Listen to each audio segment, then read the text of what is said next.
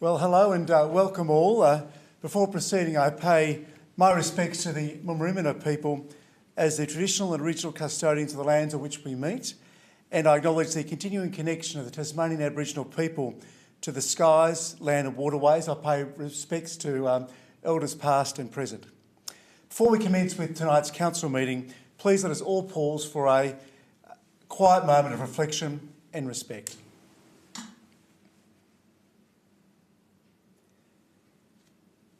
Well, thank you, councillors. Ladies and gentlemen, please be seated.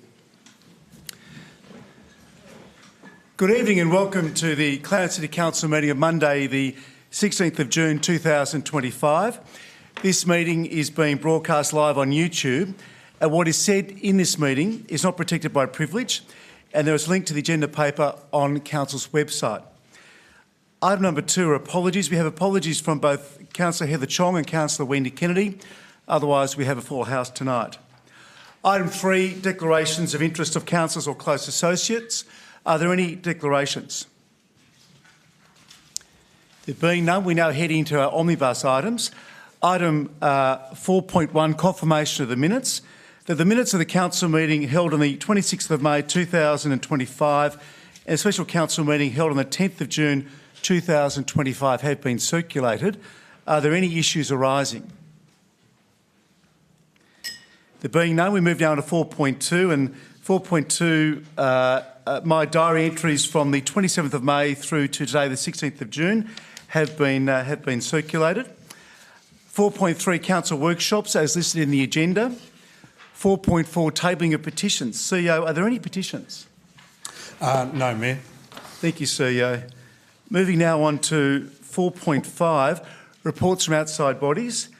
The first one being Copping Refuge Disposal Site Joint Authority. Councillor Walker, anything to report? Not at this time.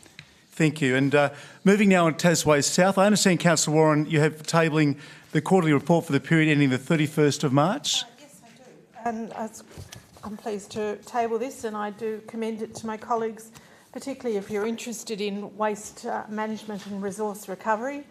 And I would recommend that you read this and talk to Councillor Walker or I about Tasways South and Copping Joint Authority and the steps that are being taken to not only reduce waste but to deal with some of our most problematic waste. And it's really good to see some really positive things happening in Clarence and leading the way in many other councils. So I do recommend that people read that report and talk to us or our very experienced manager of waste and sustainability, Michael Young, because there's a lot to be learned by talking to the people who are involved in these areas. Councillor Warren, thank you. There's nothing to report on either Tasman Water Corporation or the Greater Hobart Committee. Reports from council and special committees and other representative bodies. There are no special committee meetings for tabling included in the agenda. Are there any other reports for tabling from councillors? Right, there being none, we move now on to 4.6, the weekly briefing reports. The weekly briefing reports of the 26th of May and the 2nd and 9th of June 2025 have been circulated. Are there any matters arising? Councillor James, thank you. Thank you, Mr Mayor. Firstly, the weekly briefing report of the 26th of May, and on page 65, excuse me, the urban growth boundary under the Southern Tasmanian Regional Land Use Strategy. My question is, there have been 6 sites identified as part of an extension or inclusion in the urban growth boundary, and they're listed on page 65. My comment first is that in the last paragraph it refers to a residential development of land within the urban growth boundary, and the statutory process, amending process, applies and will be considered on its merits. But on the next page, the Minister has authorised the Tasmanian Planning Commission to make amendments relating to the application of planning zones. Given that there have been these projects listed as part of those sites, as part of the urban growth boundary, and given the TPC has been authorised to make application for planning zones in relation to these and other ones in the Greater Hobart area, does that mean it will bypass the council in relation to the rezoning process? Thank you, Councillor James. I note that there are actually 7 sites identified in Yes, Clarence, sir. rather than 6. Thanks But very much. Mr Murray, are you able to provide an answer, please? Through you, Mayor. Thank you, Councillor James, for the question. As you've identified, Mayor, there are 7 sites. No, the amendments mentioned to the guidelines on the second page relate to section 14 of the Act, in that how an amendment is to be considered when it forms essentially its own structure plan, or it's large enough, significant enough to warrant its own structure plan, that the amendment itself can form that structure. So it's a bit of guidance for council. It doesn't replace the process of the consideration of an amendment to the local provision schedule. It's merely some additional words to help guide our assessment, that's all. Thank you, Mr Maher. Councillor James? Yes, thank you for that, Mr Maher. On the 2nd of June, budget variations on page 10 of the weekly briefing report, it refers to, amongst other things, the purchase of 30 Gordons Hill Road, Rosny Park, and a budget increase of 25 million for the purchase of that. At our briefing on Friday, a question was put as to whether or not this ought to be put in open council as part of the process that we've always adopted in the past, and that is any amendment or variation to the budget goes through the full council. Through you, Mr Mayor, to the Chief Executive Officer, could he advise council of a follow-up to my question on Friday as to whether or not this would be included in open council once we have finalised and paid for the property at 30 Gordons Hill Road? Councillor James, thank you for your question. I have had an opportunity to discuss this with the CEO, and clearly post-settlement, the CEO's intention is to bring a full report to council once all those costs are known regarding stamp duty, etc. So that will occur in open council. Thank you. Any other questions at all? No further questions. Thank you. Anyone else wishing to have the call? Looks like Councillor Moulder's on the move. Councillor Moulder. Thank you. Relating to the same briefing report of the 2nd of June and the allocation of funds from the 24-25, in other words, the current rather than the future budget, for the purchase of 30 Gordons Hill Road,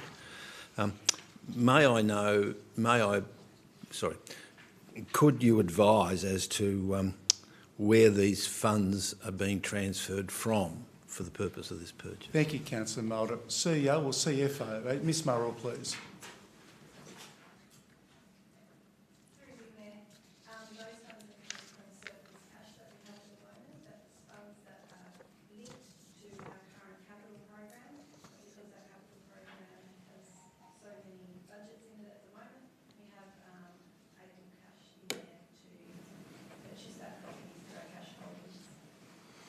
Councillor Moulder. As a follow-up question, is that's where the cash is coming from in the in future budgets? Is that where it will come from, or will it come from an infrastructure or a project budget line? Thank you, Councillor Moulder. Ms Murrell, please. In the future, when required, we will borrow for that project. At the moment, we don't require to borrow because we have sufficient cash. But when we do borrow, then it will become a project. It will become have loan repayments and will affect the particular year we borrow the budget. Councillor Moulder, please. Just a clarification: are they internal or external borrowings that will be used? In the future, they will be external borrowings when required. Councillor Moulder, any follow-up? All right. Any other colleagues wishing to raise any matters regarding the weekly briefing reports?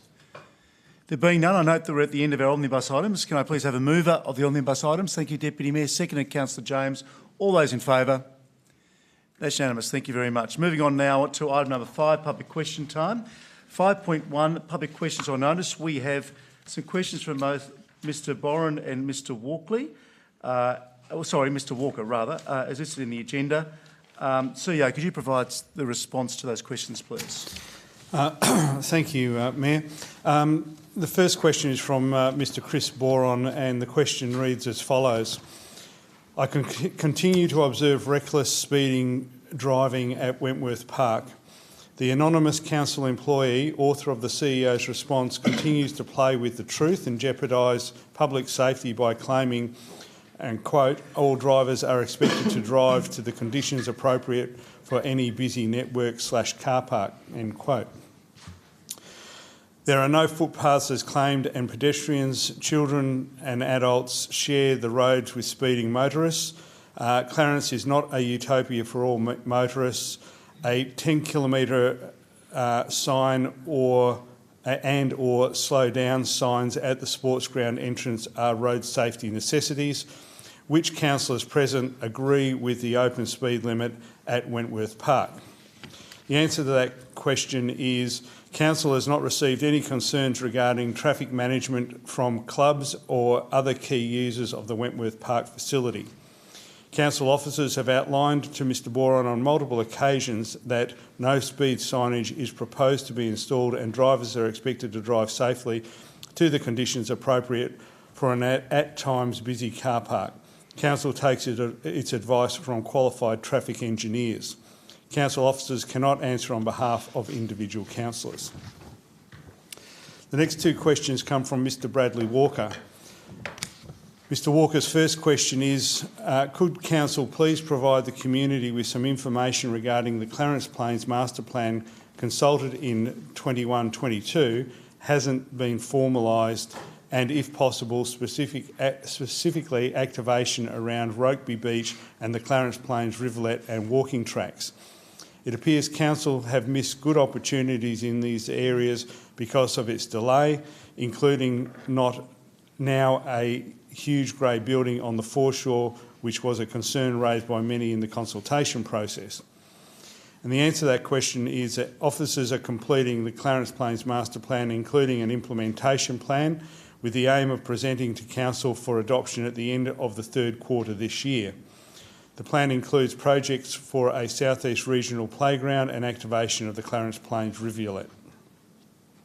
The second question from Mr Walker is, could Council please provide community the reason behind Clarence being the only one or one of a few councils that doesn't have serrated tussock and bone seed as a Zone A weed in Tasmania, and if the Council have a plan to progress towards getting these weeds into a Zone A categorisation like most other councils in Tasmania. The answer to that question is the categorisation of weeds under the Biosecurity Act 2019 as either Class A eradication or Class B containment is a decision by Biosecurity Tasmania in consultation with local councils.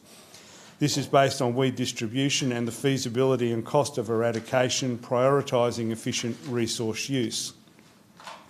Clarence is unique in being Class B for serrated tussock due to its widespread local distribution, making eradication ecologically and economically unfeasible. Similarly, bone seed is Class B across all of Greater Hobart councils, including Clarence, due to its widespread but isolated infestations, again making eradication impractical. Council has no intention of advocating for changing the Class B categorisation for either serrated tussock or bone seed. We will continue to prioritise this weed management under the containment objective as outlined in the government biosecurity programs and the Clarence Weed Strategy 2016 to 2030.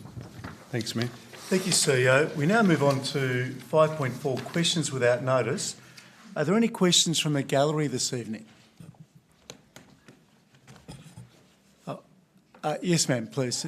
If you could please make your way to the microphone, your name and suburb, please, and then put the question.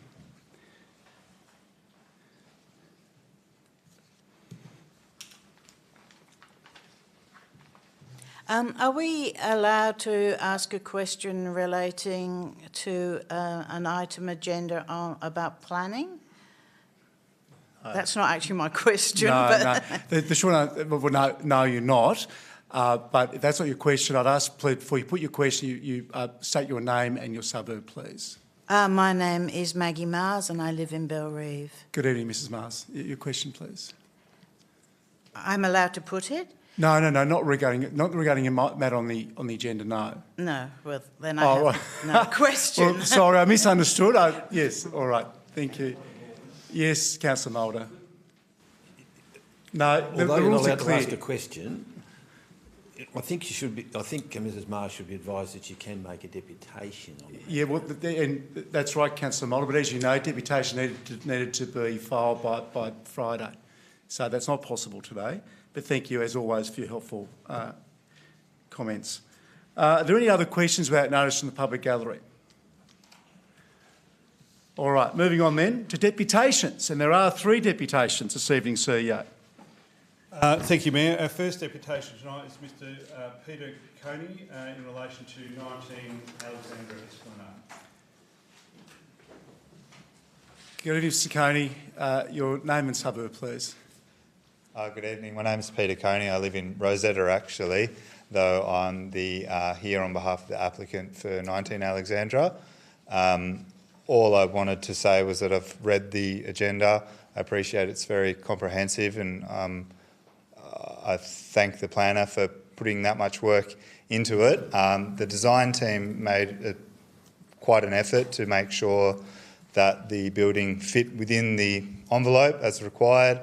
I appreciate that there's discretionary consideration for matters of density. We, again, have worked within an established parameter of finding the range and fitting in with that. So, again, as you would have seen in the agenda, I recognise the planners put significant effort into that. I also want to recognise that there have been a number of representations, and I appreciate that people are able to put them in, and I always encourage that. And I hope that you've read and considered those. Planning is a very challenging sort of environment, and I appreciate that it can be difficult, but rest assured we did work with the scheme that we've got, and so I appreciate the time you take to consider the matter. Thank you. Thank you, Mr Coney. CEO. Thank you, Mayor. Our second deputation tonight is Ms Sandy von Allman in relation to the planning application for 12 Jennings Street. Good evening, Ms von Allman. Not Mrs. Ms. Ms. Good evening, Ms von Allman. So I'm Sandy von Allman. I live at 6 Jennings Street, and in fact I grew up at 6 Jennings Street, as did my mother before me. So, good evening, councillors. So, we live in a society with rules. In fact, we need rules. So, if Joe Bloggs up the road does something, does that mean I'm allowed to say I should be able to do it too? Because that's what it sounds like from your density comparison for the application for 12 Jennings Street. We know that the current acceptable density is 1 dwelling per 325 metres squared. From the agenda, section 4.3, planning assessment, compliance with zoning codes, starting on page 16, it is stated in this section that, quote, of these 26 multiple dwelling sites in the surrounding area, 9 have a density greater than the required 325 metres squared per dwelling, and 7 have a density greater than the proposed 272 metres squared per dwelling, end of quote. So let's look at the 7 properties with a greater density. 5 of these 7 properties are the multi-storey blocks of units from 7 to 15 Alma Street. As a density comparison, I just think this just doesn't work. They are nothing like what is proposed for 12 Jennings Street. They are multi-storey blocks, they're on top of each other, they're 1 and 2 bedroom units, and they actually have a massive amount of green space around them, unlike the property that will in 12 Jennings Street if the proposal goes ahead. As the addresses aren't listed in the agenda, I can only deduce that the other 2 properties are 5A Alma Street, which has 10 small single-storey units, and 10 Leslie Street, which has 3 tiny conjoined units. All of these are only 1 bedroom. Now, the other properties with a density of greater than 325 metres squared, the only property I can see in this scenario is number 26 Alma Street, with a lot size of 923 metres squares and the land ratio per dwelling of 307 metres squared. with 2 of those units only having 2 bedrooms. I might add that from this property there are often 2 cars parked on the street in Alma Street, where there is luckily parking on both sides. I'm intrigued about the location of the second of these dwellings because I couldn't ascertain that from the agenda report. So as stated, 12 Jennings Street has a lot size of 817 metres squared, and the proposed dwellings would have a land ratio per dwelling of 272 metres squared, which is 53 metres squared less than the acceptable density, or just 83% of the size that's allowed. All of our submissions have stated this increase from 1 small cottage to 3 large dwellings at 12 Jennings Street will have a huge impact on traffic and the safety of children, both in the school grounds and moving to and from the school. In regard to traffic impacts, we feel that our concerns regarding the impact of more vehicles causing it... Oh, sorry, is that... Thank you, Ms Van Olmen. Yeah, there is a time limit. It's okay. 3 minutes. Yep. So thank you very much, Ms Van Olmen. That's it. Thank you. Sorry, was that 3 minutes? That's it, yep. Yeah. But thank you for your deputation. See ya. Thank you, Mayor. Our final deputation tonight is Ms Ria Mansfield in relation to the planning application for 12 Jennings Street. Good evening, Ms Mansfield. Your name and suburb, please, and there is a 3-minute time limit. Ria Mansfield, and I'm Belrive as well. Thank you. Good evening, councillors. I rise today to express deep concern with the assessment put forward by the planning officers regarding 12 Jennings Street and to highlight several key misrepresentations and flawed justifications in the report. The Planning Authority refers to a 100-metre radius as the surrounding area for density calculations, citing tribunal precedent. Yet within this 100-metre radius there are 0 multiple dwellings, none. That fact alone should signal that the proposed density is inconsistent with the immediate context. The officers then expand their analysis to a broader area of 115 lots where they claim 26 multiple dwelling sites exist, with 7 of these exceeding the proposed density of 272 square metres per dwelling. But let's be clear, 5 of those 7 are apartment complexes at 7 through 15 Alma Street, and 1 is a small 1-bedroom apartment government housing unit. These are outliers, they're not representative examples. The remaining 15 of the 26 are well above the 325 square metre standard. That is the predominant density pattern. This proposal, by contrast, seeks 272 square metres per dwelling, well outside that standard. It's not comparable, it's not in harmony, and it undermines the integrity of the performance criteria. Approving this development exposes council to the risk of legal appeal. Multiple tribunal decisions have determined compatibility to be in harmony with prevailing and predominant densities. The predominant density clearly is not 272 square metres per dwelling, but 325 square metres and beyond. Justice Brett determined compatibility requires an overall assessment of how 2 things relate to each other and the need for qualitative comparison. Council compares this development to the other multiple dwellings presented as a row of units, one behind the other, but then uses this 3 to 4 storey apartment block with significant higher densities to justify the increased density. This is not a valid qualitative comparison and would likely fall under the scrutiny of an appeal. The report also implies that this proposal aligns with planning objectives by making efficient use of land and infrastructure, but is council suggesting that ignoring the minimum standard of 325 square metres per dwelling is now acceptable in the name of efficiency? That is not planning, that's bypassing the very framework meant to ensure orderly and sustainable development. In closing, approving this application sets a dangerous precedent in this area, signalling that excessive density can override planning standards and local character. It undermines the scheme's integrity and invites further inappropriate proposals. I urge all councillors to look past the recommendation and consider the clear breaches and long-term consequences. Approval risks eroding both community trust and the purpose of the planning scheme. Thank you. Thank you, Ms Mansfield.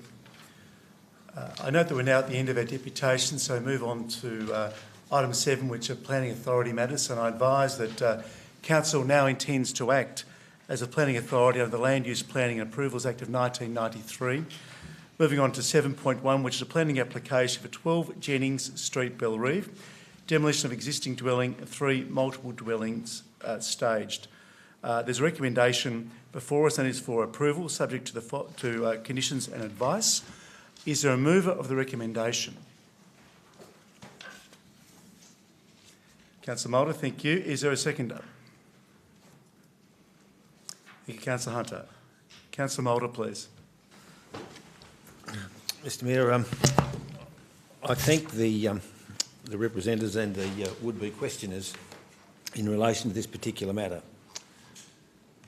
And there hasn't been anyone, I don't think, around here that is more concerned about the increasing densification of what are essentially suburban areas in our city. But we have a planning scheme, and there are times when we have tried to use that planning scheme, as the last deputation showed us, to push for, you know, a restraint on this over-densification. And performance criteria are not solutions within the planning scheme. They are subjective criteria where there is precedent that deals with these things. And as the deputy pointed out, there are examples. The case pointed out was one where this council decided that the density qualifications should be applied, and it was our refusal. It was an appeal against the decision of this council that produced the Supreme Court ruling. Now, Supreme Court rulings are binding. TASCAT or Planning Tribunal decisions are not. They are recommended. They're advisory. But when you get a Supreme Court ruling that says you have to take in wider things, you have to take in environmental issues and things like that, you are then caught in a very difficult situation of having to say, well, we can't refuse a Supreme Court decision. We cannot go against the law. And the case has been put up. And if people believe that we are legitimately capable of this being overturned on appeal, then as an objector or a representative, you have every right to lodge an appeal to the to TASCAT, the Civil Administrative Appeals Tribunal, and that's the place to test your very eloquent arguments about why this doesn't meet the requirements of the planning scheme as interpreted by the Supreme Court. As a member of this planning authority, I can say that I wish we would go back to having backyards where kids can grow up and play, where people can grow gardens and things like that. But we're a planning authority. Our entire structure is guided by the planning scheme and by the ministerial directions and the appeals and the planning appeals and the other tribunal. As much as I have sympathy for it, we're acting as a planning authority, as the Mayor pointed out, not as representatives of local people. As a planning authority, I have looked at this with great concern, and there's been a lot of discussion about this with the planning staff, and the end result is that I do not believe that council could refuse this, and if it did, it would then fail at appeal. But that's what appeals are about. If you believe you are right, then by all means appeal council's decision, assuming we agree with you. Councillor Hunter.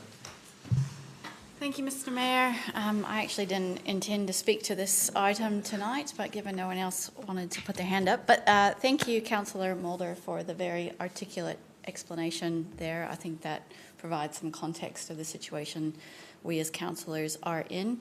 I actually think the planning officers have done an excellent job of spelling out the reasoning and justification in the report, and I thank them for that. It is confusing, and I know it might not sit comfortably with those living in the area, but as Councillor Mulder said, that is the planning scheme that we are dealing with, which has been tried and tested in TASCAT and the courts and things. From a personal perspective, I actually feel the area around the City Heart Plan should be densified. I'm actually supportive of moving forward with that, as opposed to extending suburban sprawl out into the rural areas. So I think in the future it's very likely that the areas surrounding Rosny and the City Heart Plan is actually where densification should occur, and I suspect we will be seeing more developments of this type over the next 10 plus years, because it's next to services, which is where development should occur in my view.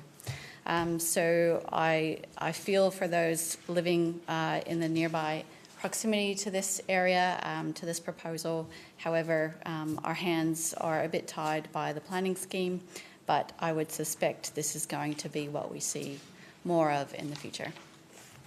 Thank you, Councillor Hunter. Any other colleagues wishing to make a contribution? Councillor James, please.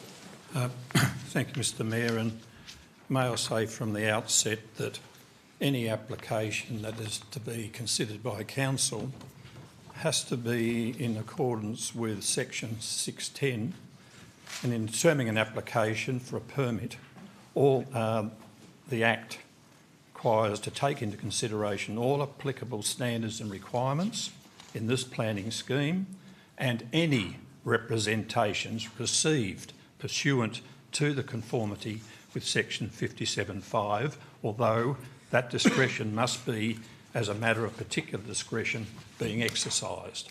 So they have every right, representatives, to put forward their concerns in relation to this.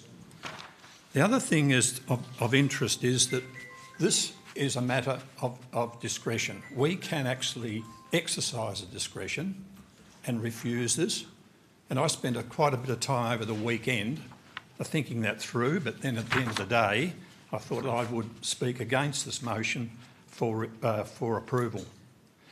The court has said and accepted consideration of the area defined as the surrounding area for the purpose of calculating density as being approximately an area within 100 metres of the site.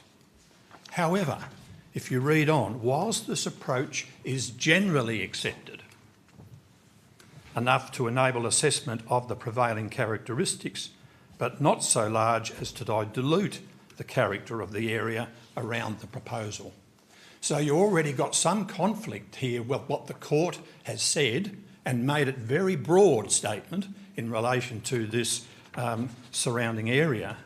And the tribunal has been basically looking at further extending that to an area but not so large as to dilute the character of the area around the proposal.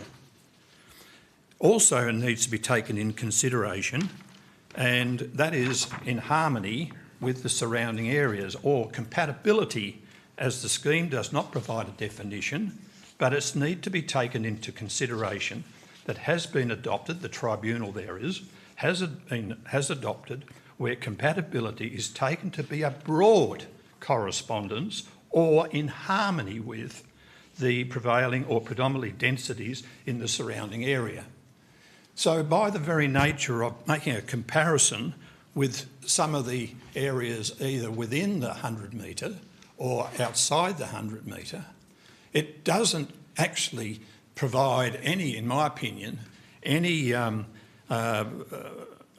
approval for this particular project to go ahead, because those particular properties are either single development, one bedroom, or those that are in Alma Street are in fact being built many years ago in the 1970s and under different criteria, and of course with a large open space, that was mentioned earlier, a large area of open space which this particular proposal does not include.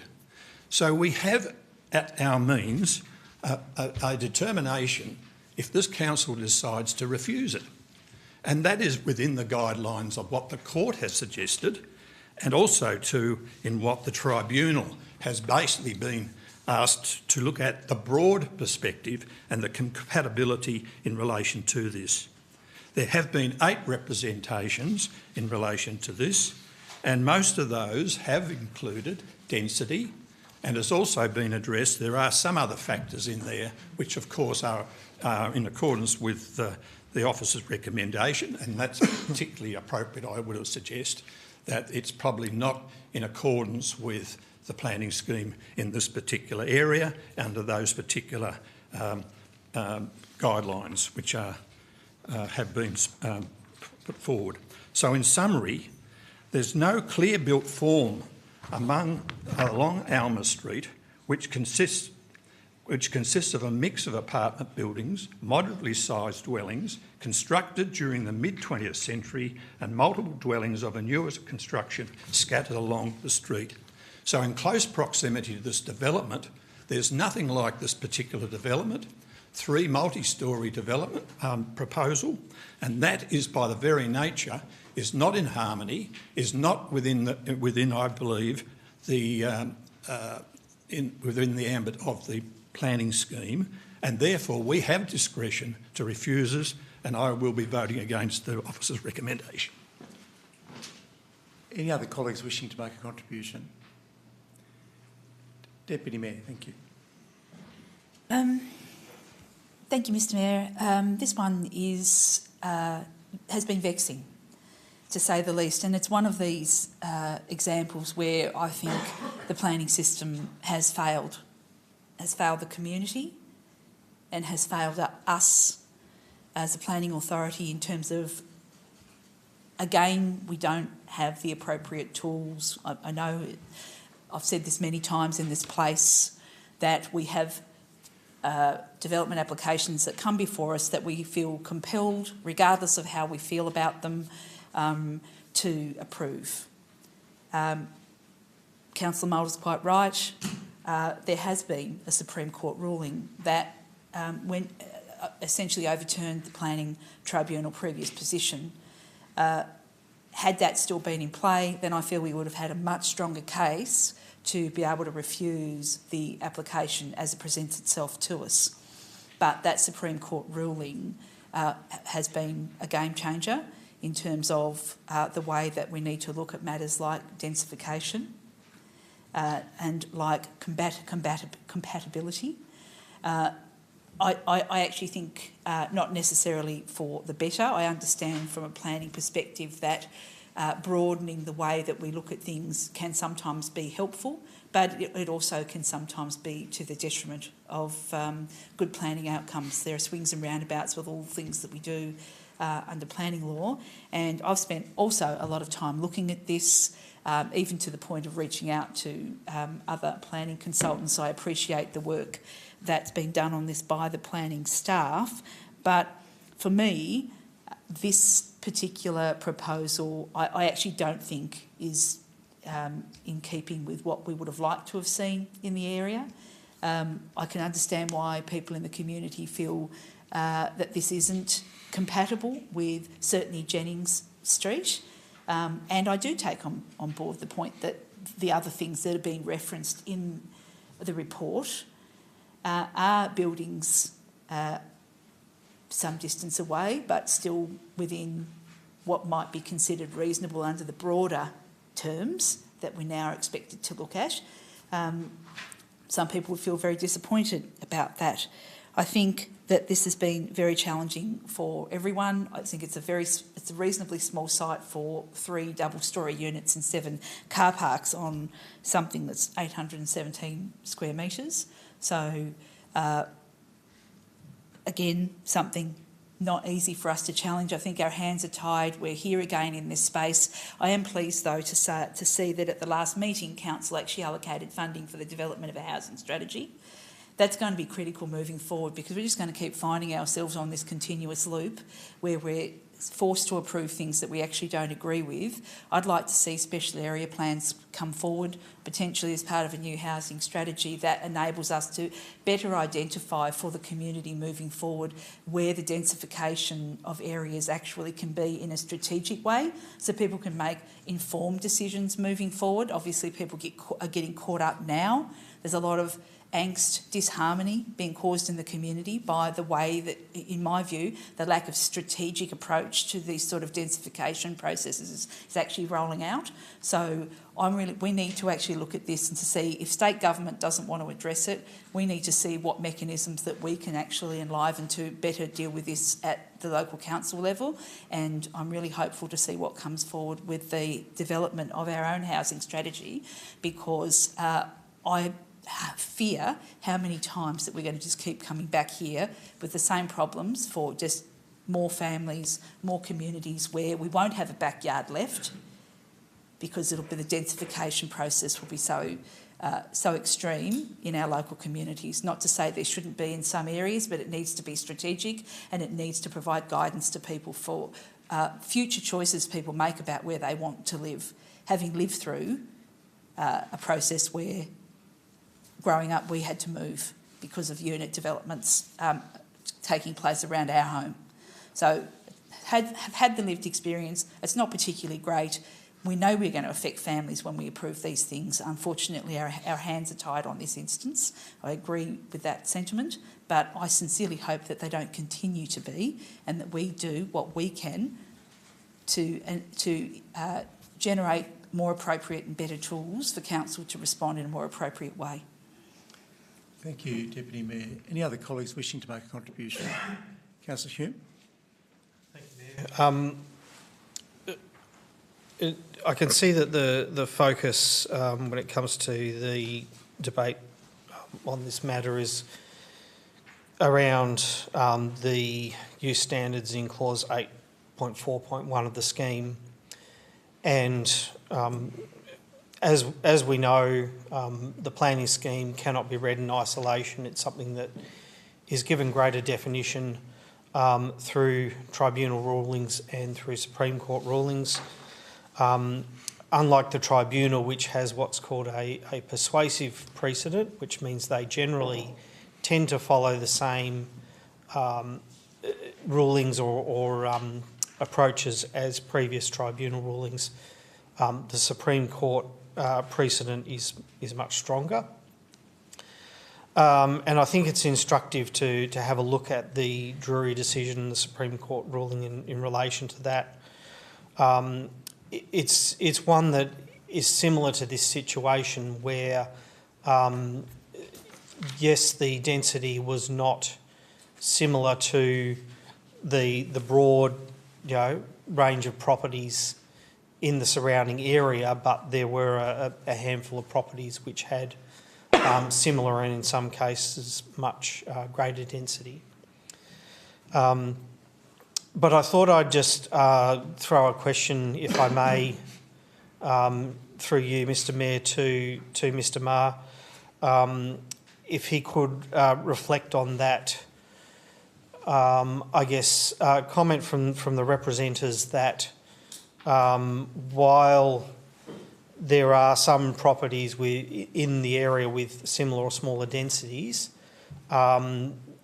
I guess the observation that they are not similarly sized properties, or some of them aren't two-storey properties, and also the question of the number of properties that are being compared to this one in terms of the overall properties in the area. Mr Maher, I think, so just to clarify, Councillor Hume, are you asking Mr Maher to proffer in a view? Because the advice is actually his report. So I'm sorry, just to clarify, please, exactly what you're after here. In terms of the response from the representatives to the report, that in their opinion it's not compatible because the density doesn't reflect that of most of the properties in the area, or that the ones that it's being compared to in terms of saying they're compatible are of a different character. Councillor Hume, thank you for clarifying that question. I'm not going to allow it because it's asking the planner to provide an opinion. The report is the report. So that's my ruling there. Anyone else wishing to make a contribution? Councillor Walker, please, and then Councillor Warren. Thank you, Mayor. I just want to thank everybody around the table for the gravity that they're taking on this application, and for, you know, it is an authority. There's a degree of discretion, and there's degrees around interpretation. I guess from my perspective, I was here for the Venice Street decision, and I think there were some similarities with Venice Street here. That was, from memory, 8 metres squared shortfall, and it went through a full process of appeals, etc., and it was rejected. But then on further surveying, it turned out that the survey was not correct, and that it was actually at least 8 metres squared bigger site than had originally been thought. They were actually dwellings of a probably similar nature. And when I think of the Drury decision, I suspect if those proposed dwellings were subject to be put on this site, we might not have had any representations. From memory, they were single storey and 2 bedroom. So I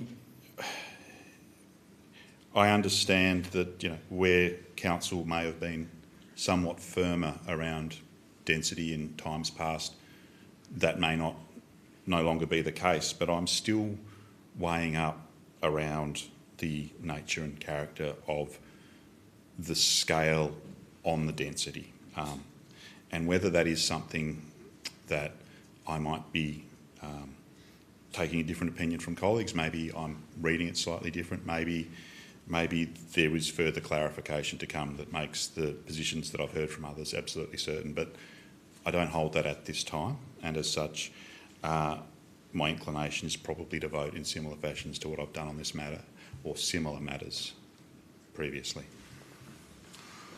Councillor Warren, please. Thank you, Mr Mayor. I've often spoken in the last 7 years about my dislike of this sort of development. I fully support densification of inner city, but I don't believe this is the way to go about it. And I note we do have 2 matters before us tonight that involve putting a lot of dwellings onto a block where there was previously a single home. I'm just trying to picture this. I live on a fairly large block. I imagine that there's about 800 square metres out the back of my house. And the thought of 3 double-storey townhouses there is just horrendous. But the planning scheme is the planning scheme, as a number of my colleagues have said. And we've heard some views to the contrary tonight, but we do not have an alternative motion before us. If there was an alternative motion that clearly spelled out the grounds for refusal, then I would be inclined to support it, but we have no such motion. And just to explain what that means, if we were to vote this down tonight, my understanding is that we would be in limbo because we don't have an official motion to refuse it.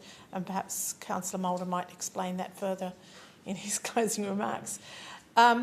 If we support this and the representatives go to appeal, which they're quite entitled to do on the grounds that they've discussed, Council would have to appoint external legal defence because we can't argue against a position that is, so there are costs involved, and if we were unsuccessful, then Council would be liable for the costs of Council and the other parties. So it's a complicated matter. I fully sympathise with the residents of Jennings Street. It's not great to have such a large development on your doorstep when, as Councillor Walker has mentioned, there are better ways of using this amount of space and number of dwellings that aren't quite so overpowering and overwhelming for neighbours.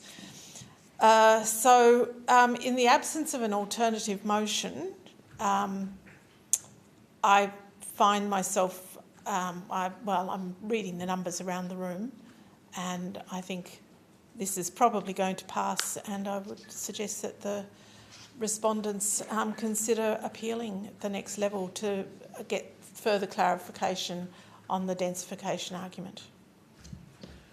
Thank you, Councillor Warren. Councillor Darker or Councillor Goyne, do you wish to? Thank you, Councillor Goyne. Why not? I always like listening to myself. That's actually not the case, and I want to express my gratitude to the for the deputies for speaking tonight, because it's not always easy to speak in this place, and whilst the 3 minutes seems like forever, it also is the quickest time imaginable. So I absolutely appreciate, and I apologise having my back to you.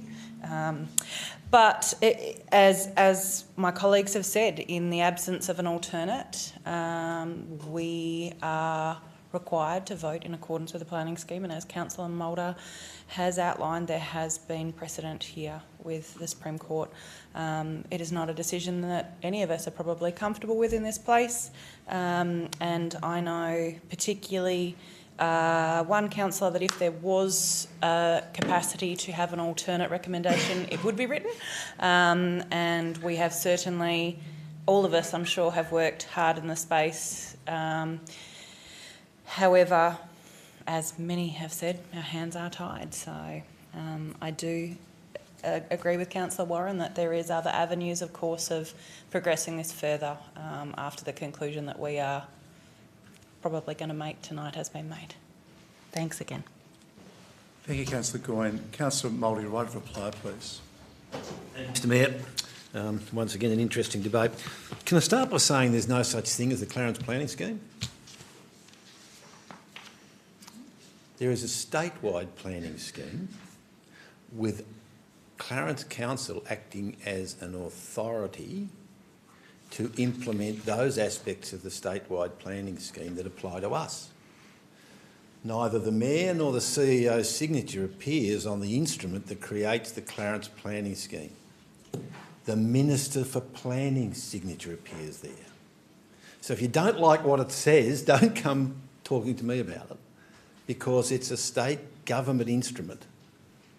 And it's a state government instrument that is administered here, that is subject to the State Planning Commission, and then subject to the Civil and Appeals Tribunal, who in turn are subject to the Supreme Court. We are but the first stages in this. What we are doing basically is recommending this or that for others to appeal. We are the first step. Having said that, there was some discussion about the 100 metres. The effect of the Supreme Court ruling was to broaden that out into the general area. Over my back fence, which is predominantly developed as quarter-acre blocks in the old days, there have been developments. I have 61 units in Clifford Court behind my house.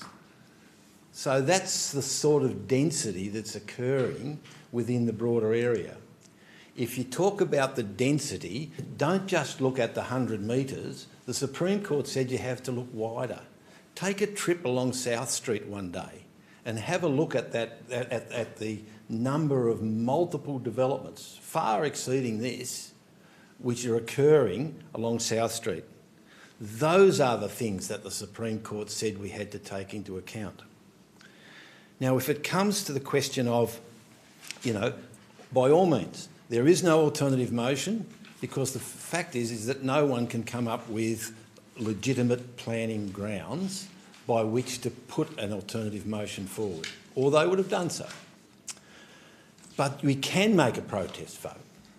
But the effect of that protest vote would be is that if 6, 7, 8 of us said, we don't like it, so we're going to abstain, or vote no, the fact would be is that we haven't made a decision, there is no alternative, and the officer's recommendation would go ahead anyway. So I've been one here when it's really an issue. I've been happy to abstain or to vote no, but in the knowledge that in the absence of an alternative, the no vote is irrelevant because it's then decided. Thank you, Councillor Mulder. Colleagues, I'll put the motion, which is that the planning application for demolition of existing dwelling a 3 in multiple dwelling stage at 12 Jennings Street, Belrive, be approved subject to conditions and advice. All those in favour? Those against? So carried. Moving now on to item 7.2, which is a planning application for 19 Alexandra Esplanade, Belrive, demolition and 8 multiple dwellings.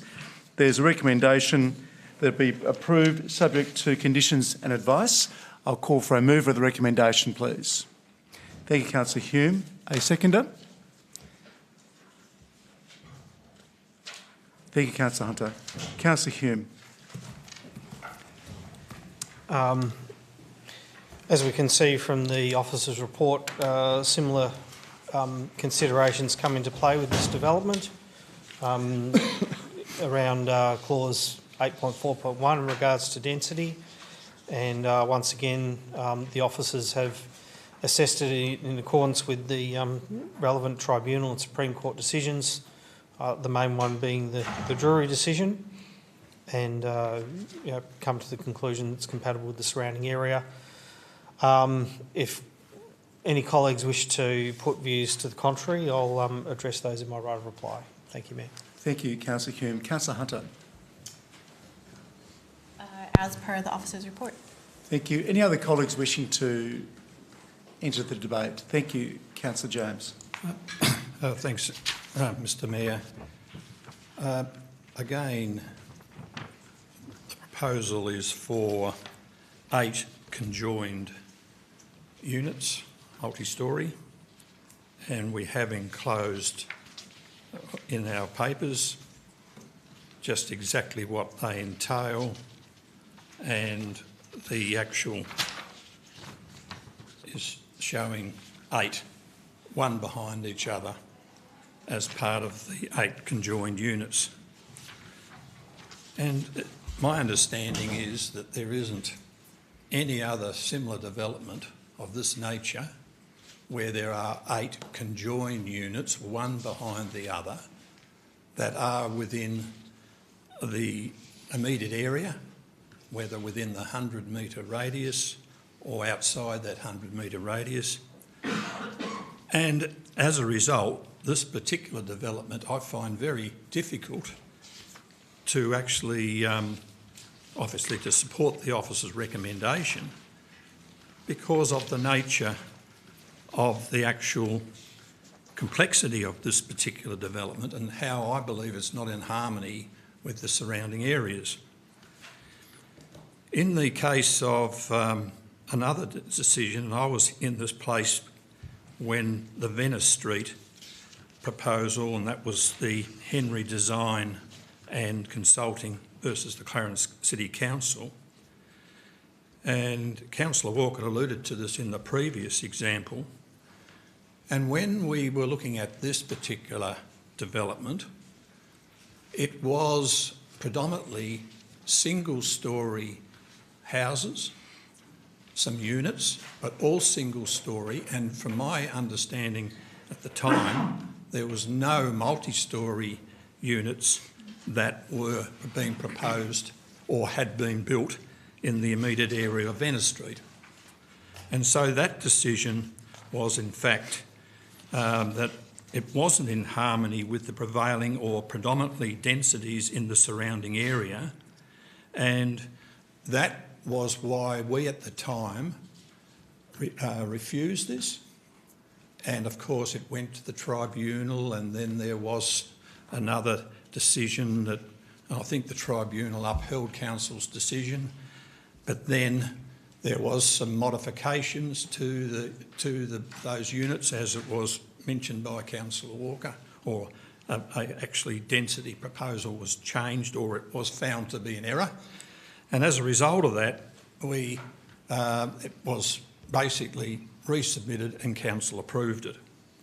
And I can't, and just by the very nature of having the Henry Design and Consulting and that particular decision is very similar in I believe in this case, because you have a large development, 8 conjoined units, and there's nothing of that size and nature, or that complexity, in my opinion, that relates to within the 100 metres or outside the 100 metres, or is in harmony with the area. This is a large development, okay, and it doesn't have, in my opinion, what the Drury decision had. It had open space, a large part of that in the Park Street, and I was in this place at that time when we had that discussion regarding Drury, and of course it went on further up the chain to the court. So this particular one just stands out because it's not, in my opinion, in harmony, and the density of this development is so constrained, in my opinion, that there's nothing like it in the area outside, either within the 100 metres or outside the 100 metres, and it's not in harmony with the existing area. And therefore I would have thought that, and in my opinion, but that's just my opinion, that is that this is a refusal motion, if that had been prepared, and I did intend to put one up, but I didn't at the end of the day. So therefore I believe this is not in accordance with the performance criteria, because it's a large development which is outside the predominantly other developments within the area. So I will vote against the motion. Thank you, Councillor James. Any other colleagues wishing to enter the debate? Councillor Walker, thank you. Thank you. So we're not allowed to, I feel like, take subjectives around things like aesthetics as determining matters when we go about things. Though I would say I think that this would score highly if that was one of the things that we were judging on. I'd also note that we're at 7, not 8. It'd probably be straight through. It certainly, density would not be a matter that is outside that 325. I think I probably have I won't preempt the decision of the planning authority, but judging from the debate at the last item, it seems that the interpretations, culminating, if you like, from Henry have changed some perspectives. And again, for mine, it's around, not Henry, sorry, the jury decision. But I haven't shaken the fact of the scale of things in that decision versus the others. There is certainly density in this area as precedent. So if that is something that, that is something in how you look at it, the fact that numbers of dwellings in the per square metre thing, there are, I accept that, but again, not of the scale here. So maybe there's one Supreme Court decision away from that being absolutely and unambiguously clarified, but it still remains something somewhat ambiguous to me. So as such, I'm disinclined to support the matter. I will listen to others' colleagues. I had heard rumour that there was an alternate being constructed, but I understand that hasn't happened, so that may take some wading into people's minds as well. Thank you, Councillor Walker. Any other colleagues wishing to enter the debate? Councillor Warren, thank you. Thank you, Mr. Mayor. This is a lot. I know this house. I actually went to this house when I was looking to buy a family home on the Eastern Shore 34 years ago. Beautiful house, beautiful gardens, bulldozed the lot, put up 8 dwellings. It's really sad. That's not a factor in the planning scheme, whether I'm sad about it or not. I accept that there is precedent for multiple dwellings in this area. I just wish there were fewer of them on this particular block. And if we had put 3 double-storey townhouses on this, I'd probably be quite happy, unlike the matter we've just dealt with. But 8 units conjoined is a solid wall of concrete and not conducive to the environment. So, I said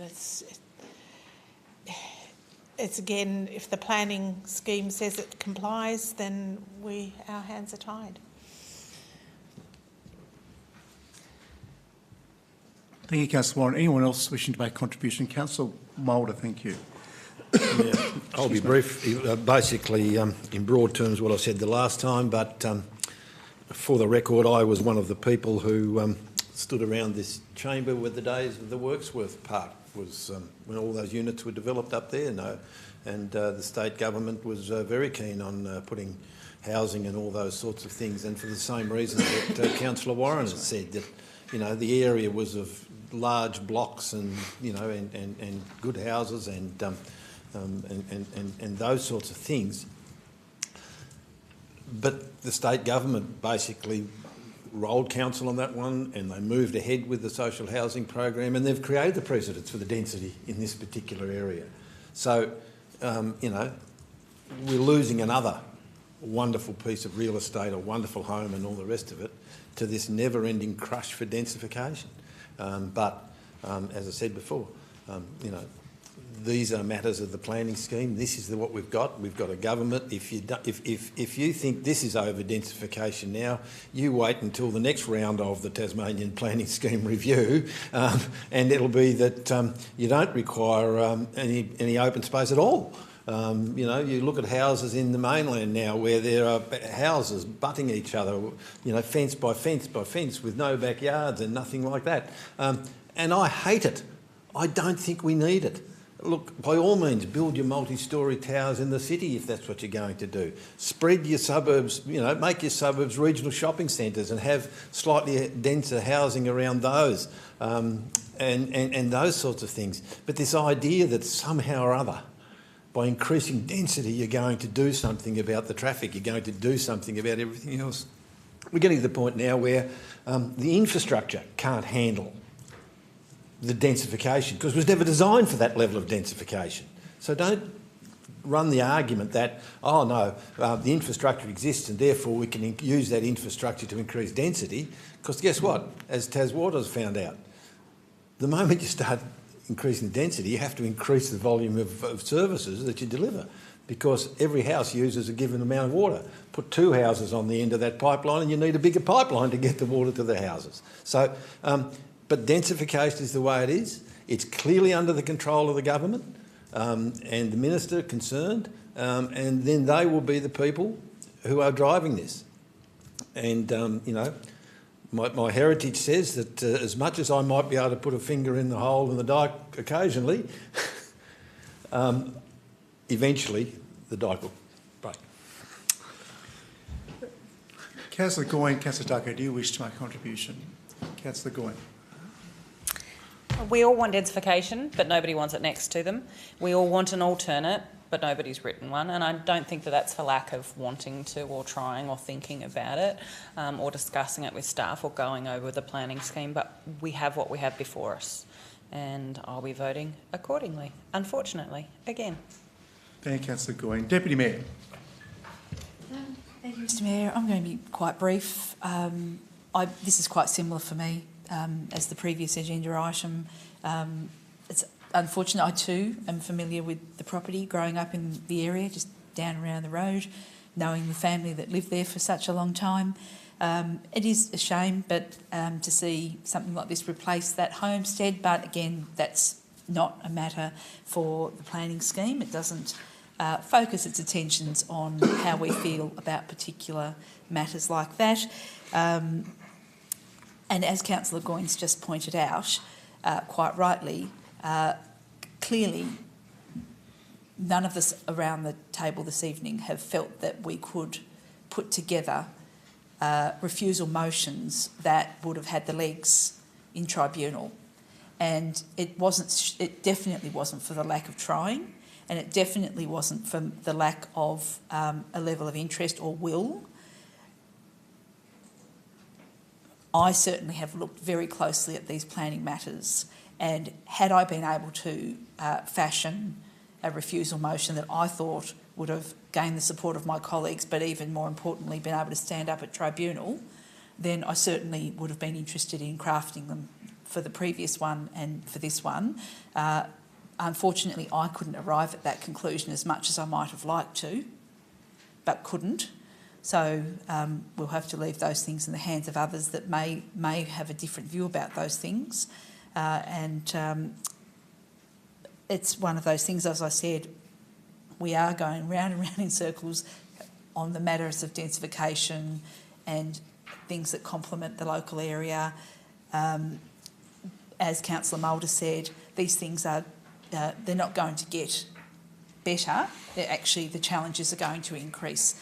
Retrofitting into existing communities is going to bring with it many challenges as we continue down this road, or the government continues down the road of densification without strategy, in my view, which is why I did mention my glimmer of hope around us developing, council developing its own housing strategy, because I feel it's one of the few things that we may be able to do moving forward to actually work in support of our community, and how we might be able to in some way provide some direction and strategy around the future of densification principles, at least across our city.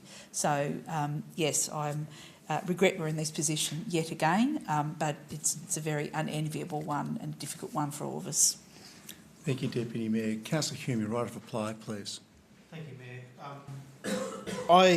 In this chamber, there's been a lot of discussion about density. I am a fan of density in the right circumstances, because one of the problems we have in Hobart is continuing urban sprawl, where we're not necessarily making efficient use of infrastructure, and we're not providing the broad range of housing types that people need for different circumstances, different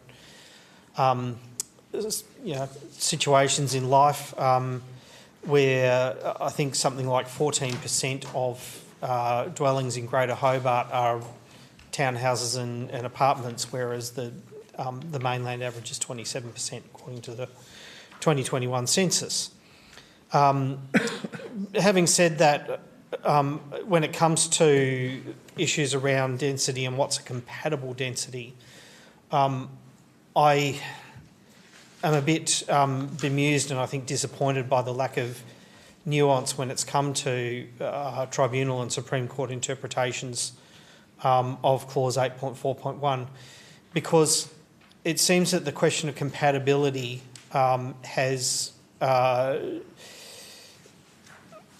revolved around the question of consistency without any nuance for some of the other considerations. And what that means is we have a situation where, under the performance criteria, you could have several developments of a high density, and that then sort of opens the floodgates for others to follow. The questions really I would have liked to have seen considered in those previous rulings are things like, is the infrastructure such as water, electricity, sewage, roads, etc., is it sufficient to cope with that kind of density?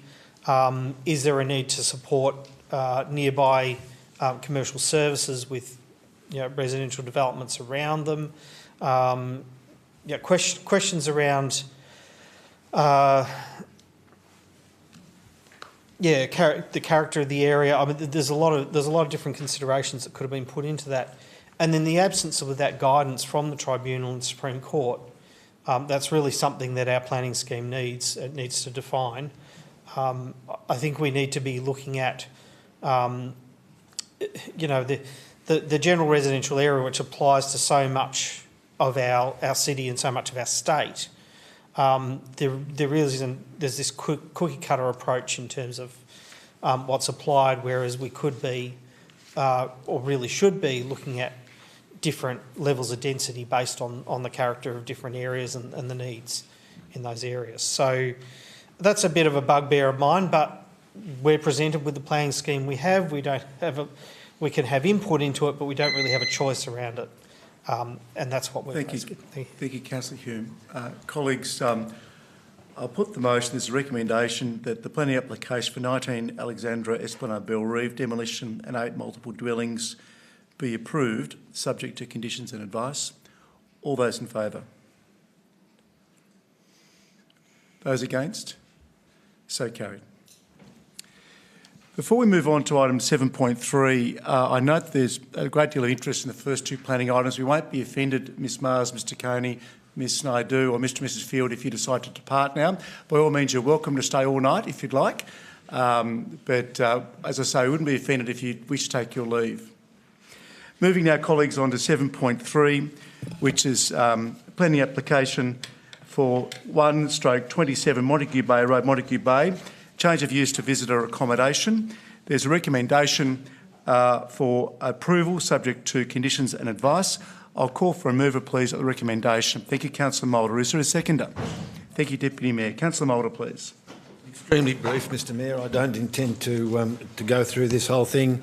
Mightn't like it, but ain't got much choice. Thank you, Deputy Mayor. Ditto. Thank you, Mr Mayor. This might be a record. Any other colleagues wishing to? Thank you, Councillor Warren. Thank you. I'm also familiar with this house. I drive past it often. It would Sorry, Councillor Warren, excuse me. Sorry, in the public gallery, if I could ask you to take a conversation outside, please. Thank you. This house would make a lovely family dwelling. In this time of housing crisis, when did we start prioritising cashed-up visitors rather than families? Workers who live in the area provide the hospitality services and other service to those cashed-up visitors. Yes, we have no choice. Yes, it's sad. Yes, this is forced on us by the government. But I note, and I should have noted this in the last two items, at the moment we have no government. Here is our chance to change the government to somebody who actually cares about the people. All right, well, Councillor James, thank you. No anarchy tonight, though, please.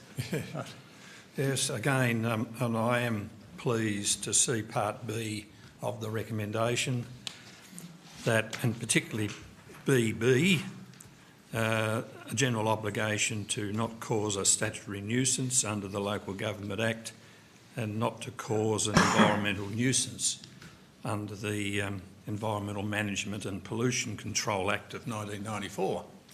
So it goes into that as a advice, okay? And I'm pleased that that has been included.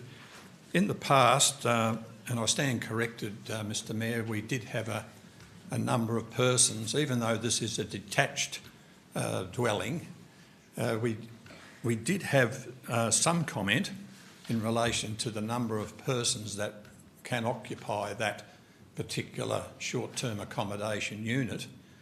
And so perhaps a question through you to the appropriate officer, is there any limitation on the numbers that actually can be at one time in this property, or is that something that has sort of not been a requirement as Thank you, Councillor Jones. I think we've covered this in previous discussions, but Mr Mayor, if you can provide an answer, please.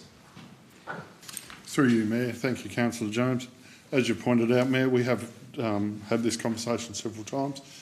Only in the coastal area or a vulnerable area does the planning scheme put a limit on it, which talks about 12 people. This isn't one of those areas. Accordingly, it falls back to the building regulations, which I understand require that you're going above 12 persons, you actually need to install some additional smoke alarms and other features, but that's a building matter that's not controlled through the planning scheme. Thank you. Councillor Jones, before you continue, Mr Brennan, is there anything you'd like to add from a building compliance perspective? All right. Very well. Thank you, Mr Brennan. Councillor James. Thank you. And let's brought that back to my memory, and I thank Mr Maher for it. The other thing about this is that as from the 1st of July, we will have a different rating provision with respect to short-term accommodation. And it's my understanding that on that 1st of July, once we pass the budget, then that rating will be required as part of what I think is now regarded as a commercial enterprise. So that's great news. So there's 5 representations. I do feel for the people who have raised the matters in relation to noise and also their concern about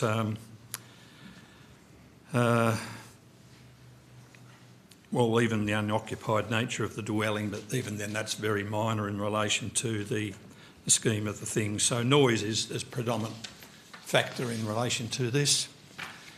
And until hopefully we get some response from people who are going to venture into the short-term visitor accommodation, and perhaps the rating might pull them up to that degree, in my opinion, then I think at this stage I'll wait, and therefore I will not support the recommendation.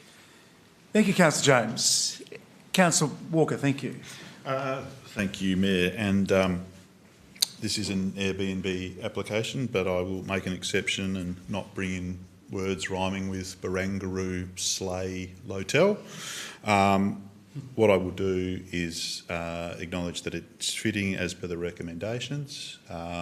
It's interesting, I note that the 3 items tonight have all been in the 7018 postcode, and isn't that a diverse postcode? There's certainly areas that I would like to see some more intensive visitor accommodation occur. And when we look around the CBD, again, noting the previous discussions around density, I would like some serious density in and amongst this CBD. But you're sitting as a planning authority, not an I want authority, and I think reading through the report, it's appropriate to support this application. Thank you, Councillor Walker. Councillor Hume, please. Thank you, Mayor. In similar vein to Councillor Walker, for those bemoaning the loss of housing for short stay accommodation, I just remind you all that we have a supply and demand economy. The visitor economy, visitors, I think it's great that they visit here, that they see our wonderful state, that they bring money to our state. I would love them spending more money in Clarence.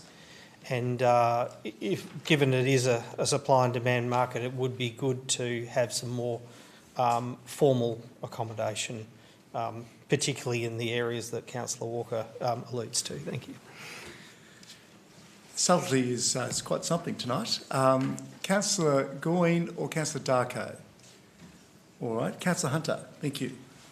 Yeah, I think it's easy for us to jump to the assumption that because it's going into short stay accommodation, people aren't actually going to be living there as well. So I'd just like to test that assumption and get some clarification.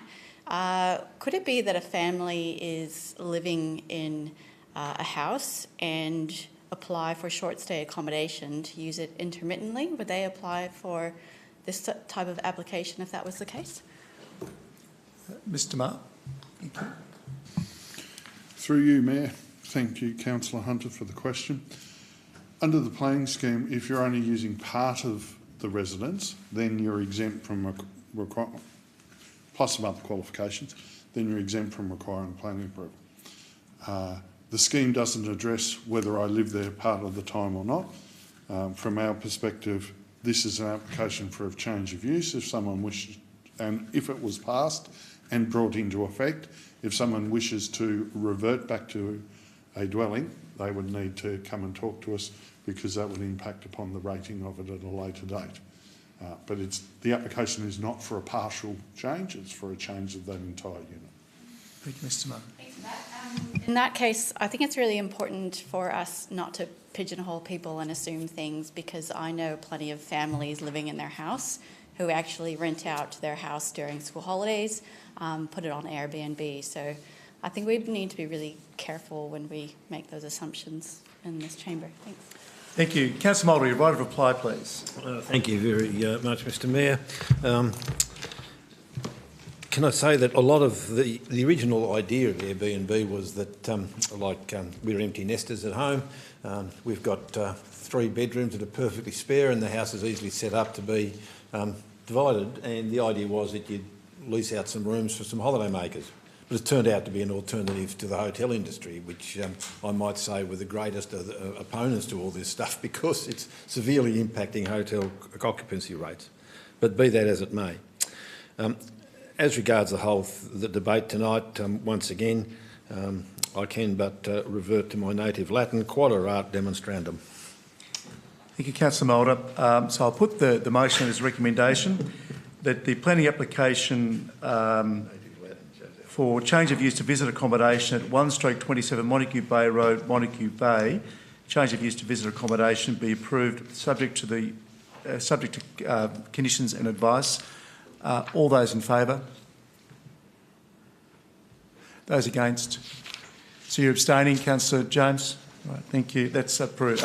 So moved and approved. Thank you. Moving now to 7.4, which is a planning application for 3D Wisteria Avenue, Cremorne, two-lot subdivision and land filling. The recommendation is for refusal. Councillor Goyne, to move that, is there a seconder, please? Deputy Mayor, thank you. Councillor Goyne. I actually, contrary to moving the motion, don't necessarily support the idea behind it, but I do want to openly in this place read out a letter from the applicant, which I figure had quite a lot of bearing to me.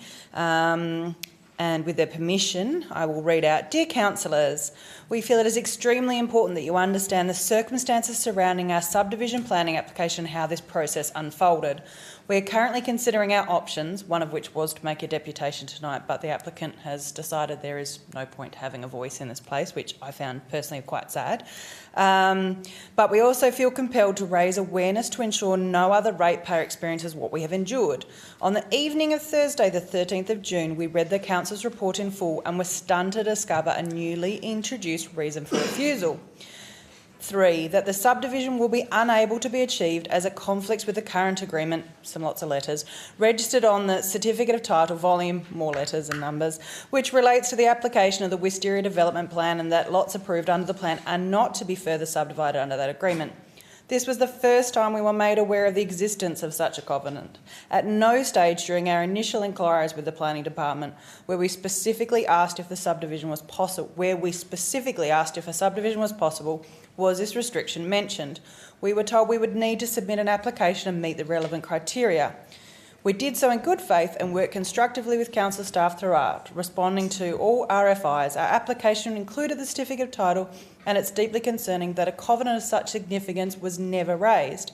Whilst we acknowledge that applicants are expected to check their titles for any covenants or restrictions, the reality is that most landowners are not planners, surveyors or legal experts. It is reasonable to expect that council's planning staff who receive and assess these applications daily would conduct a basic check of the title and flag any immediate legal barriers before encouraging a proposal to proceed. Failing to do so has allowed a fundamentally flawed application to continue unchecked for years at great cost to us. To us, this represents a serious failure of process and basic procedural fairness. Yes, thank you, Councillor James. Mr Mayor, I just think this is reflecting on the good Councillor services James. of the officers, and I would have thought that thank you for the point of should order. not be continued. I tend to support the point of order, Councillor Goyne. I understand where the applicant is coming from, and I appreciate you bringing the applicant's concerns to open council tonight. However, as the applicant indicates in that correspondence, the responsibility of title rests with the applicant. It's their title. It's not the planning department's responsibility to provide legal advice or otherwise. That rests with the applicant. So I would just caution, please, to be careful when it could be construed as reflecting negatively on the planning department and on council. I understand, we all receive a correspondence, I understand the point that the applicant is attempting to make, but it is their responsibility. So to apportion or seek to apportion blame now, whilst I can understand their frustration, it's not appropriate, particularly in open council. So thank you. Well, I would just add that this is obviously the applicant's opinion, so... But in doing that, we have to be careful, though, not to reflect, because privilege doesn't apply in this place, and the point of order made by Councillor James is one that I will uphold, so please. Okay. So I sit down now? Oh, you can continue your contribution for the time you have left, as long as it doesn't negatively impact or reflect on the planning staff or on council. Okay. Well, yeah, just reiterating that this has been an expensive and very lengthy process for those, and I understand their frustration. And also note that a mere street away, a multi-dwelling apartment was built with similar inundation risk, which I believe was not approved in this place, however was in the end against the community's wishes built, and I believe it was one of the largest amounts of representatives in the community of 129 opposing that. So I do believe that these applicants also have the right, as they most likely will, to proceed with an appeal after the decision is made this evening. Thank you, Councillor Goyne. Deputy Mayor, a seconder, please. Yes, thank you, Mr Mayor. I'll be brief. Thank you to Councillor Goyne for moving the motion and for, as she always does, reflecting the sentiments of those people that have made contact with her and indeed with other colleagues.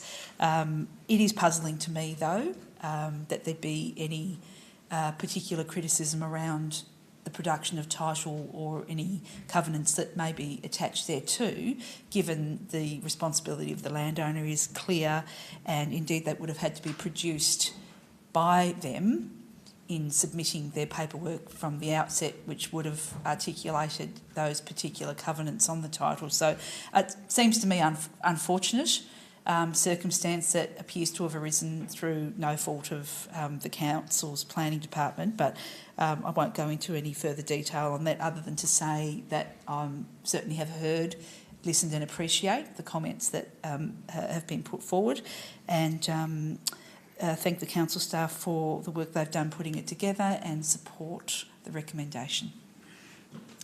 Councillor James, thank you.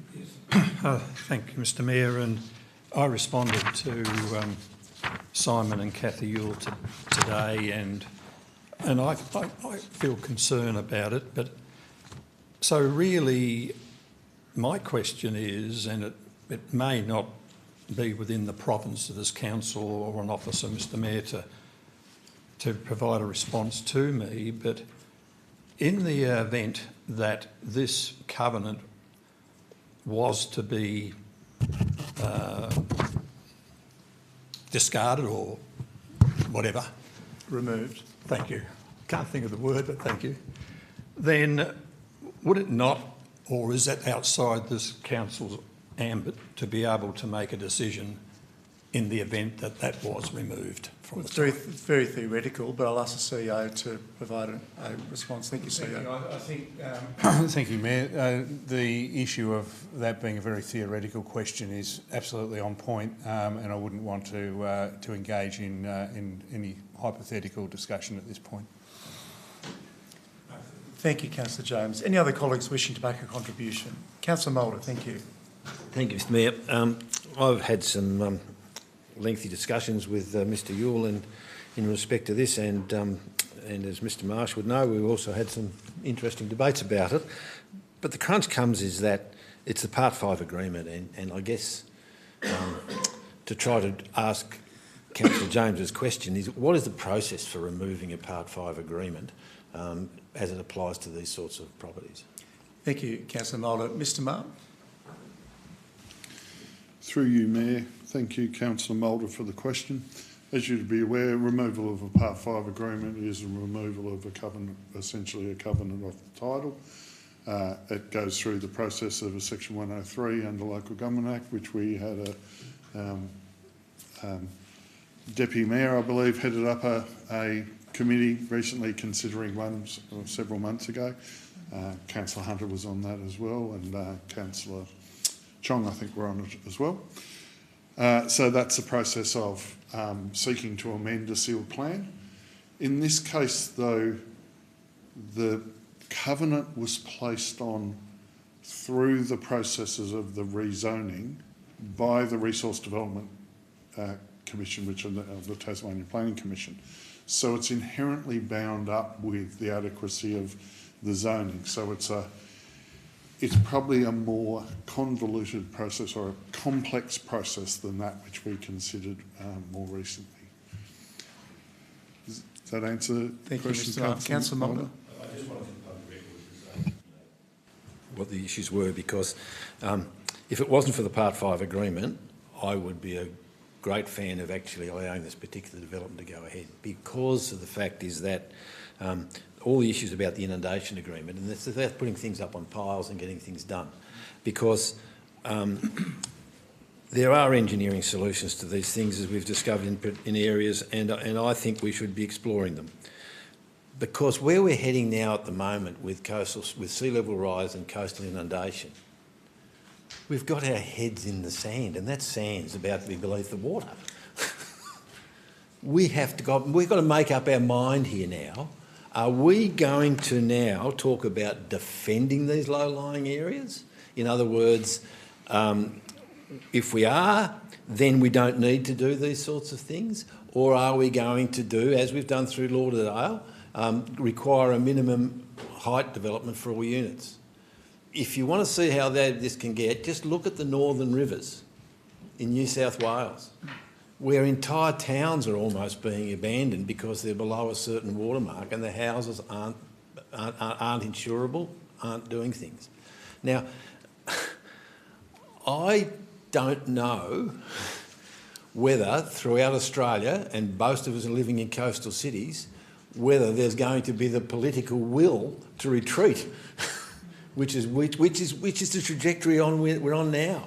And that's why I like these sorts of developments where people who are going into these areas are saying, yep, we are now going to do the engineering. We're now going to make ourselves, we're going to deal with inundation. Instead of just writing off a cheque that says if you're subject to inundation, you can't do any more development here. And if that was the case, I'd be busy fighting for this to go through. But we've seen the legal technicalities of subdivisions and the fact that these things are on titles. And the reason I asked that question is not because I don't know how to amend a title, but because I think it's important that the public understands that there are ways and there are not ways. And somehow or other, I still think this is solvable, but it requires the Planning Commission to have a go and have a look at whether it thinks this sort of covenant is reasonable given the changing circumstances. Thank you, Councillor Mulder. Any other colleagues wishing to make a contribution? Councillor Hume, please. Thank you, Mayor. Just a question through you, if I may, to Mr. Maher, and I understand this was answered at our briefing, but I thought I'd ask it again to put it on the public record. It's my understanding that the applicant did propose an engineering solution, but it wouldn't be possible to provide that solution as a condition of approval because it wouldn't really be a minor amendment because of the technical nature of that solution. Is my understanding of that correct? Thank you, Councillor Hume. Mr. Maher. Through you, Mayor, I'm not sure I actually understand the question. Could you maybe reframe it, Councillor Hume? Or I can have a go at a general response. So in terms of the non-compliance with the Coastal Inundation Hazard Code, there was a proposal by the applicant. I think it was for a new Part 5 agreement. I think it was to address that particular area of non-compliance. Is that clearer? And then there was through you, Mayor, perhaps I think I understand where Councillor Hume's going to. There was a proposal that if restrictions were placed on the title, then that could overcome some of the concerns, and they're such as floor levels, etc. The report identifies that some of those proposed submissions by the applicant related to technical nature of construction of a dwelling. Whilst it's not in the report, Section 9, I think it is, of the Building Act 2016 specifically prevents the planning authority from placing a condition on a permit that deals with the technical nature of building construction. So that would go to how you construct it. The planning scheme should, or the planning permit should deal with the performance outcomes, such as how high or floor levels or things like that. I think that's what you were trying to get to, Councillor. Yes, thank you. Thank you, Mr Mara. Councillor Hume? Nothing further, Mayor. Thank you very much. Any other colleagues wishing to enter the debate? There being none, no. Councillor Hunter? No, all right. Councillor Goyne, thank you. Your right of reply, please. There is really nothing further to add, particularly as Councillor Mulder put it so eloquently. There are processes to see this possibly progress, and I look forward to hearing the progression of it, because I do think that it is there should be a workable solution to this if there wasn't the Part 5. So I seek colleagues' support in refusing this so that it can then follow whatever processes go from here. Councillor Goyne, thank you. Colleagues, I'll put the motion. That is for refusal for the two-lot subdivision at 3D with Sierra Avenue, Cremorne, as outlined in the recommendation. All those in favour?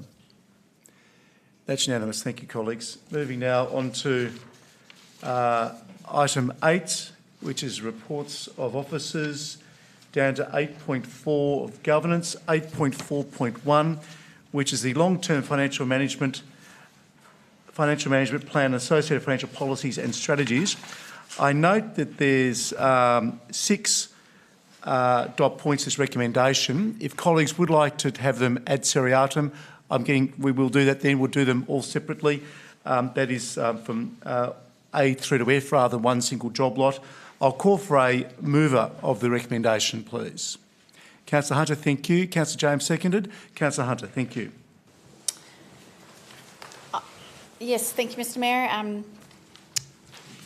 I feel very fortunate to be an elected member at Clarence, because I'm extremely confident in our financial management compared to my experiences at some other local government areas.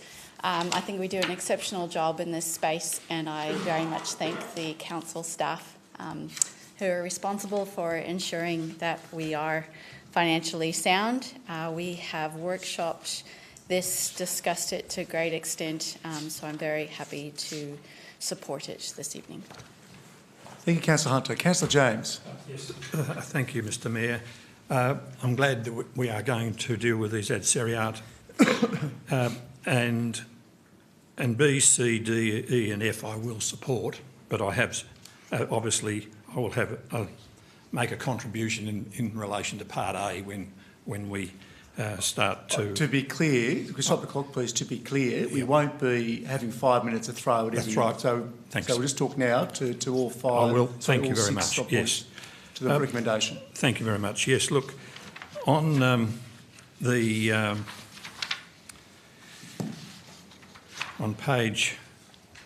on the facts, tables and figures of the of 03, it refers to assets, cash assets, and these are forecast figures, of course, for 25-26, 73 million and 58, and there is a declining, as one would expect over the years, as we are obviously using those current cash assets for whatever purposes, and that encompasses a lot of issues, a lot of matters.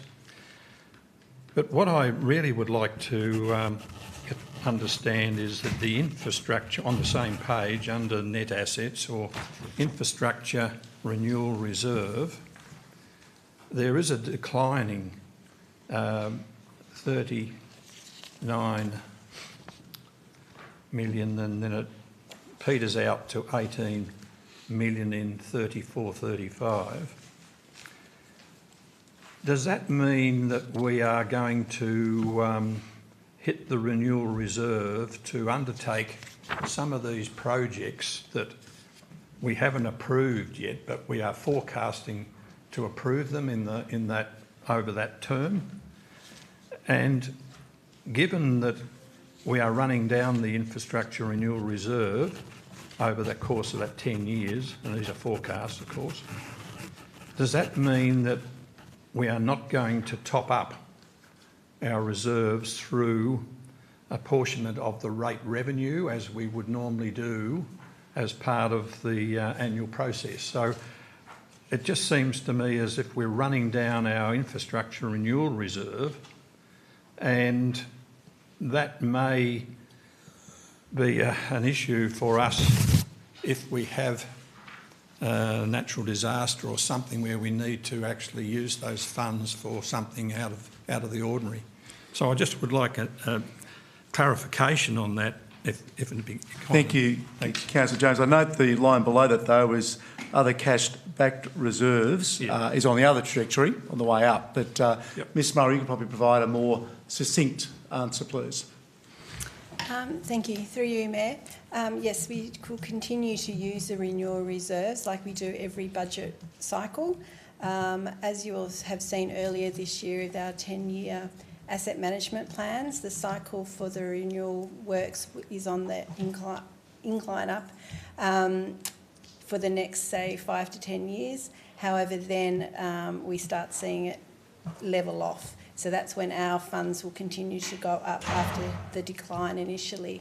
And we will, as we always do, raise funds through the rates for the renewal reserve. We'll continue to do that. Thank you, Ms Murray. Councillor James. Another question in relation to the cash assets. 25-26, the 73 million there, is that basically after the 25 million has been paid for 30 Gordons Hill Road? That's right. Yes, it is. That's correct. Yes, Thanks. it is. Thank you. Councillor. Anything else, Councillor James? No, that's fine. Thank you. Colleagues, anyone else wishing to enter the debate? Councillor Moulder, thank you. My concerns are very similar to Councillor James's. On page... You're at the bottom, actually. Yeah. It's a bit confusing. I know, but they're also in Lilliput land. Yeah. I need a magnet. I need a microscope. No, you're not alone. You're not alone there, glasses. Councillor Moulder. Page 10. So we're looking at the at the four key charts there.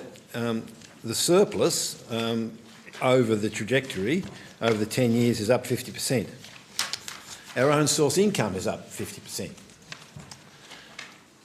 Our cash assets actually in 6 years declined by 50% and then recover slightly, but not fully, at the end of the 10-year cycle.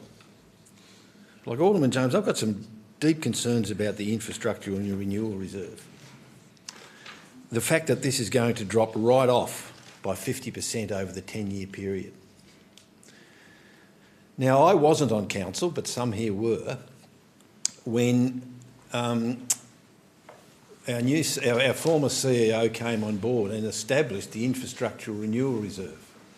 And it's this reserve where we have continually pumped it up to provide for future infrastructure assets that has given us a massive amount of cash and money and capacity for internal borrowings and all the other bits and pieces that we've been doing over the years or could do over the years.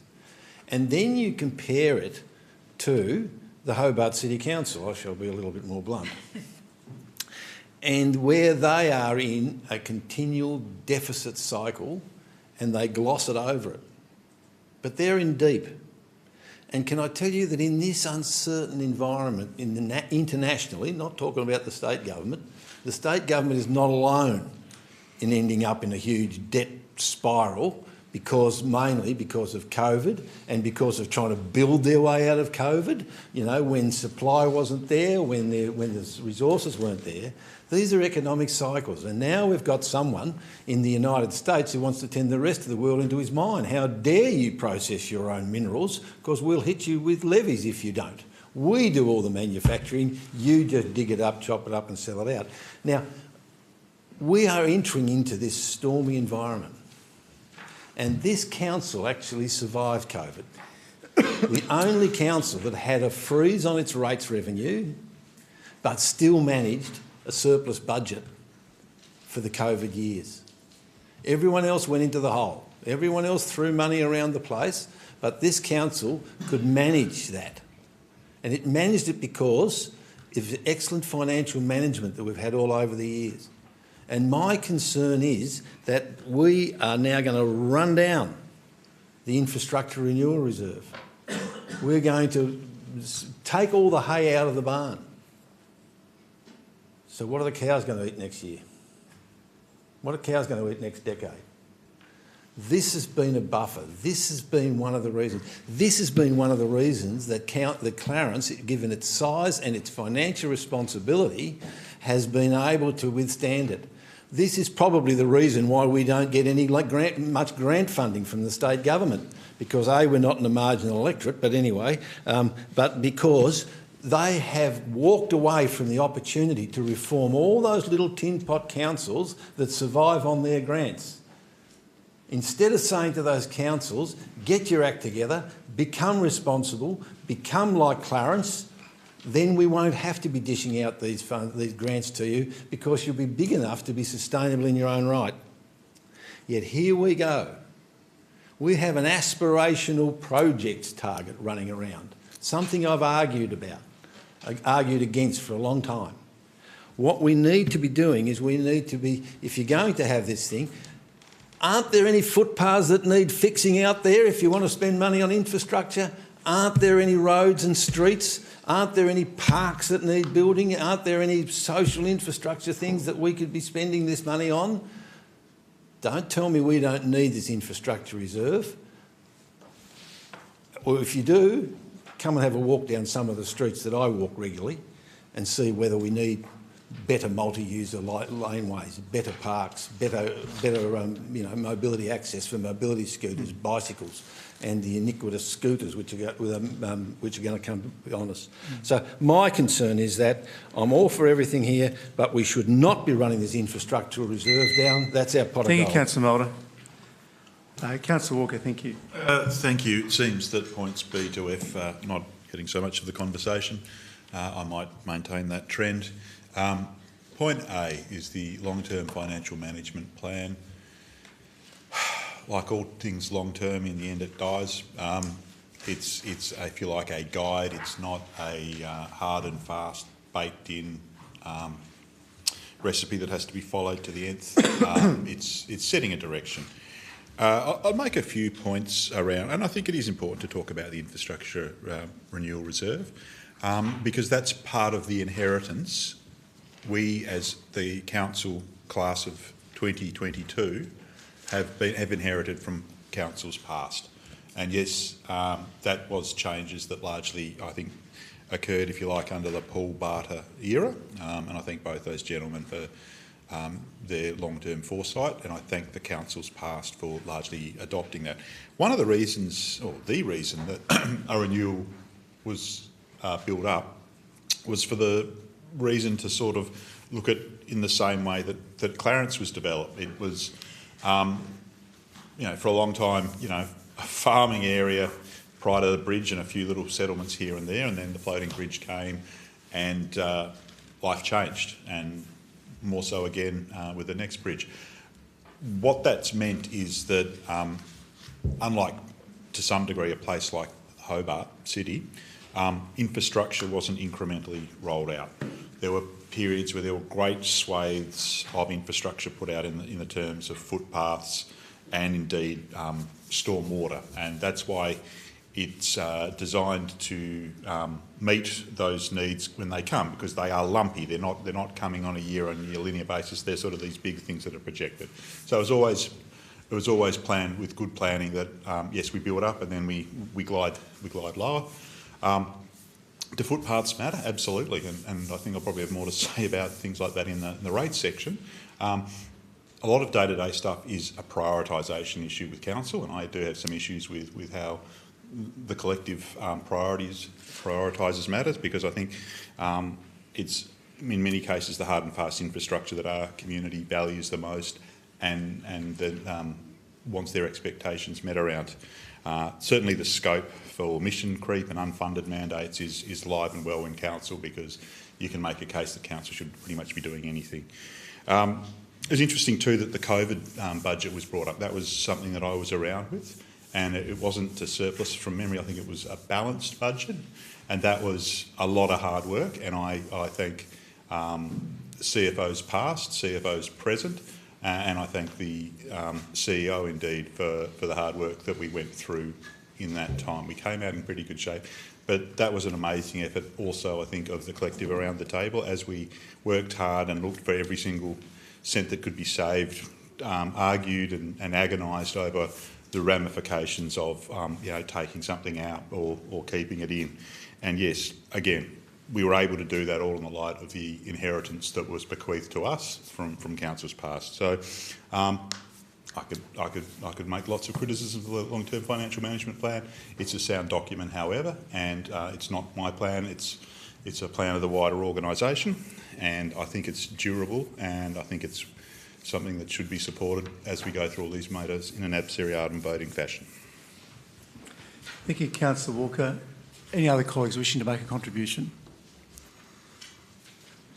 Well, before I call on Councillor Hunter for a reply, I would just like to thank Ms Mull and her team for these suite of policies and obviously the long-term financial management plan, and just touch on the item raised by colleagues a moment ago regarding the infrastructure renewal reserve over the next 10-year period. It's true, it does start at about 40, comes down to about 18. But you'll note other cashback reserves start at 18, go up to 32. And the other reserves in equity or total equity forecast for this next financial year is $1.6 billion, whereas in 10 years' time it'll be $2.2 billion. So it is looking good, it is strategic, and that's why we have these policies to back in our approach, and that's why all residents and ratepayers should have a great sense of comfort that we are extraordinarily well managed when it comes to our financial policies, and our approach. Councillor Hunter, your right of reply, please. All right, thank you. Well, colleagues, as indicated, I'll put all these recommendations ad seriatim. The first one being that Council A approve the updated long-term financial management plan. All those in favour? Those against? So carried. B, approve the debt management policy 2025. All those in favour? Unanimous, thank you. C, approve the infringement debt management policy 2025. All those in favour? Unanimous, thank you. D, approve the updated recovery of outstanding rates and charges policy of 2025. All those in favour? That's unanimous, thank you. E, approve the updated financial hardship policy of 2025. All those in favour? Thank you. Lastly, approve the updated fees and charges non-rates policy of 2025. All those in favour? Thank you. Against? Thank you. So carried. Thank you, colleagues. Moving now on to 8.4.2, which are annual plan 2025-2026. The recommendation is that the annual plan for financial year 2025-26 included as attachment 1 to the associated report be approved, and I believe hard copies have also been distributed this evening. I'll call for a mover of the recommendation, please. Thank you, Councillor Hunter. A seconder, please. Deputy Mayor, thank you. Councillor Hunter. Again, I'd like to thank the council staff for putting together a comprehensive annual plan, probably at top speed, given the budget deliberations that occur for quite some time in its preparation. I highly recommend any people from the community who might be interested in the projects and master plans that are going to occur over the next year, or there were expectations for it to occur last year, to have a look at the plan, because it clearly outlines the status of those projects and those plans. So it's quite comprehensive and informative. I very much support it and seek my colleagues' support. Thank you, Councillor Hunter. Deputy Mayor, please. Yes, thank you, Mr Mayor. I concur with Councillor Hunter in thanking the staff for putting together the annual plan, which Council is required to adopt each year consistent with the strategic plan, and it is a good document for members of the community to go and peruse, to, in quite clear and simple language, be able to bring themselves up to date with how many of the projects are tracking and in what what status they currently have. I actually found that really useful when going through the document myself. So very pleased to be able to support the annual plan and seek colleagues' support. Thank you, Deputy Mayor. Any other colleagues wishing to make a contribution? Councillor James, thank you. Thanks, Mr Mayor. I am pleased to see that the South East Regional Parklands concept development has been listed as part of the 25-26 budget, as well as the single hill track 7 Mile Beach Summit to Kiria Road, and also the footpaths missing links of 450,000. That's, I think, is in addition to what we always tend to budget for, 1.2 million. And of course the Mullana and Beach Road intersection upgrade, in which I put forward to this council a motion, and it took time, but we received funding from the Black Spot program, and that's great. Having said that, on page 2 of the balanced budgeting, and I quote, in 25-26 the average rate increase will be 4.85, which is 1.6 percentage points lower than last year's increase. I was pleased at the workshop to be able to say that's a great number. However, I disagree with this, and it's a personal view.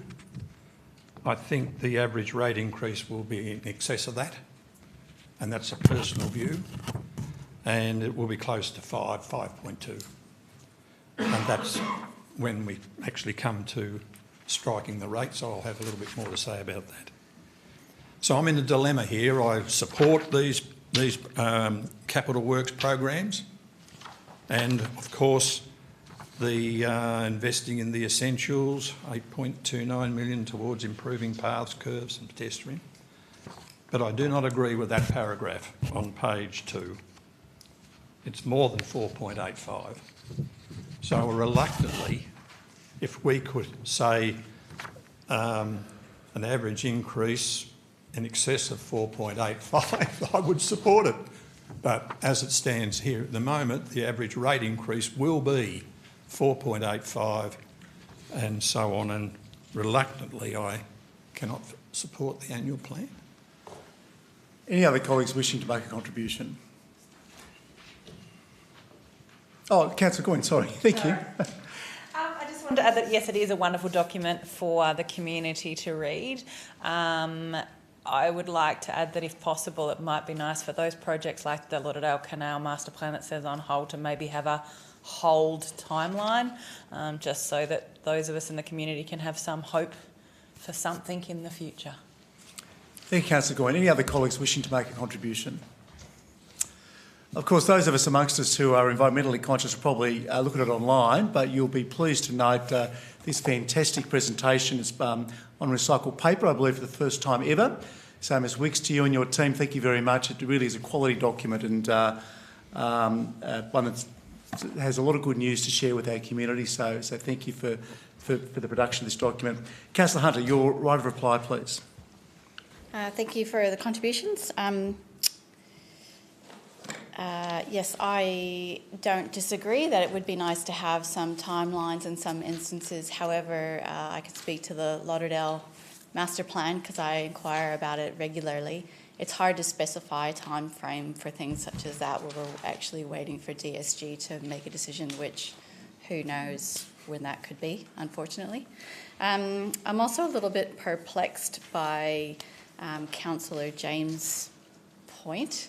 I presume that this is the average rate increase, which we've workshopped and discussed at length and has been scrutinised by the CFO, the CEO. Can I just have that confirmed? You're absolutely correct, yes, and that's why it's reflected in the annual report the way that it is. Thank you very much. Yes, very pleased to support this. Thank you. Thank you. So, colleagues, I'll put the motion as a recommendation. The annual plan for financial year 2025-26 be approved. All those in favour? Those against? So approved. So moved. Thank you. So carried, rather. Thank you very much. Moving on to 8.4.3, amendment to the Customer Service Charter. The recommendation is that we note the proposed changes to the complaint section of the Customer Service Charter, and we endorse the amended Customer Service Charter and authorise the Chief Executive Officer to upload and amend the Customer Service Charter to Council's website. I'll call for a mover of the motion, please. Councillor James, thank you. A seconder? Thank you, Councillor. Thank you, Deputy Mayor. Councillor James. Yes, look, that's great. It has that amended broadsheet and so on. It did iron out a number of little inconsistencies, and as a result of that, we now have a workable toolkit. I like that word, toolkit, and being able to move forward, and it will be uploaded onto Council's website, and I seek Council support. Thank you. Deputy Mayor. Thank you, Mr Mayor. Policy development is an ongoing task that never ends. As soon as you finish one cycle, you're into another. So I congratulate Council staff for putting together the amendment to the Customer Service Charter and all the work that's gone into getting it here to date, and the input from colleagues along the way, and seek Council support.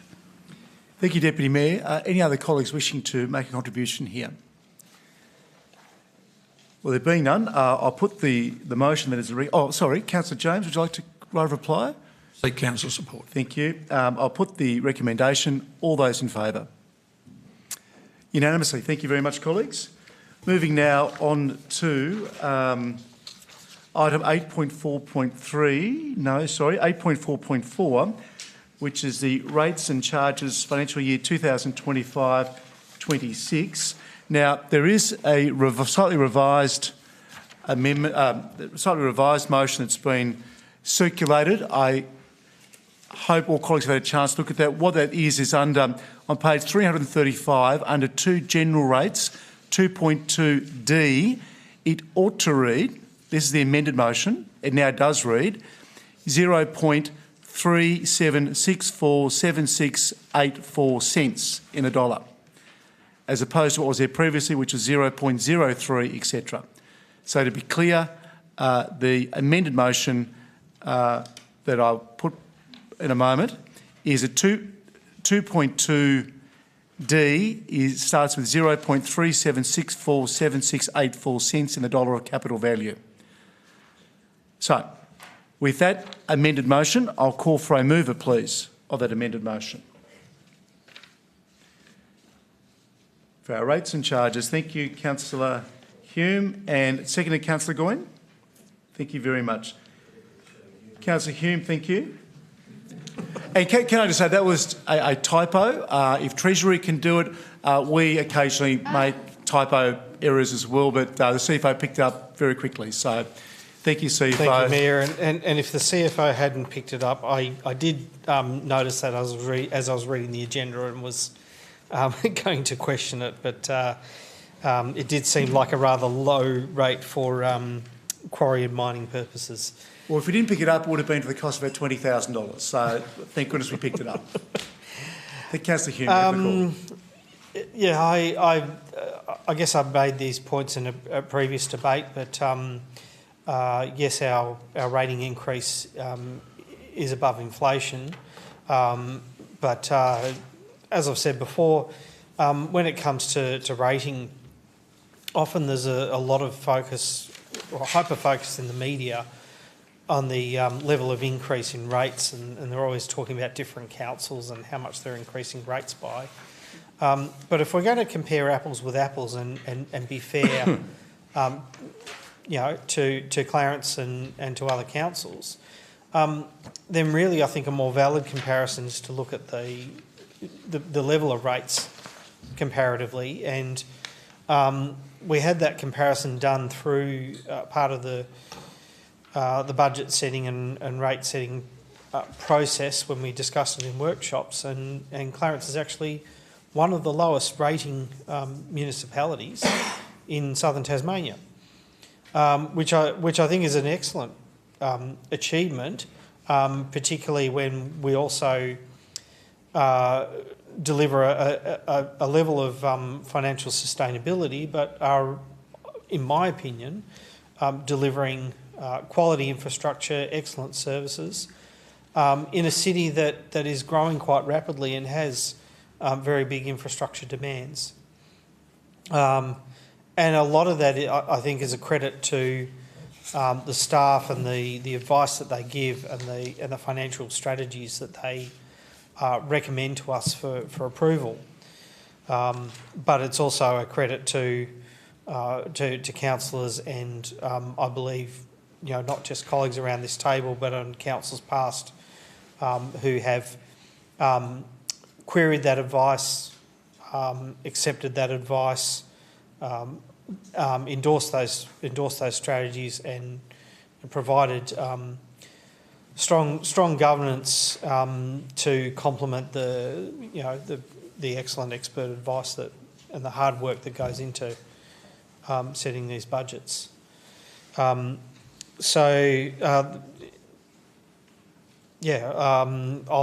guess I'll have a bit more to say in my right of reply, depending on what comments are raised by colleagues. Thank you. Thank you, Councillor Hume. Councillor Goyne, please.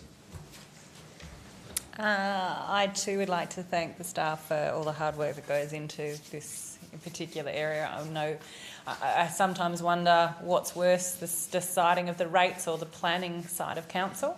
But as someone who will likely never be able to afford to own a home to pay rates, it's not necessarily a consideration that would have come into my wheelhouse had I not been elected to council, and it's a privilege to be able to see the workings behind what goes into the decisions and how hard we lament every increase. However, we all want extra services.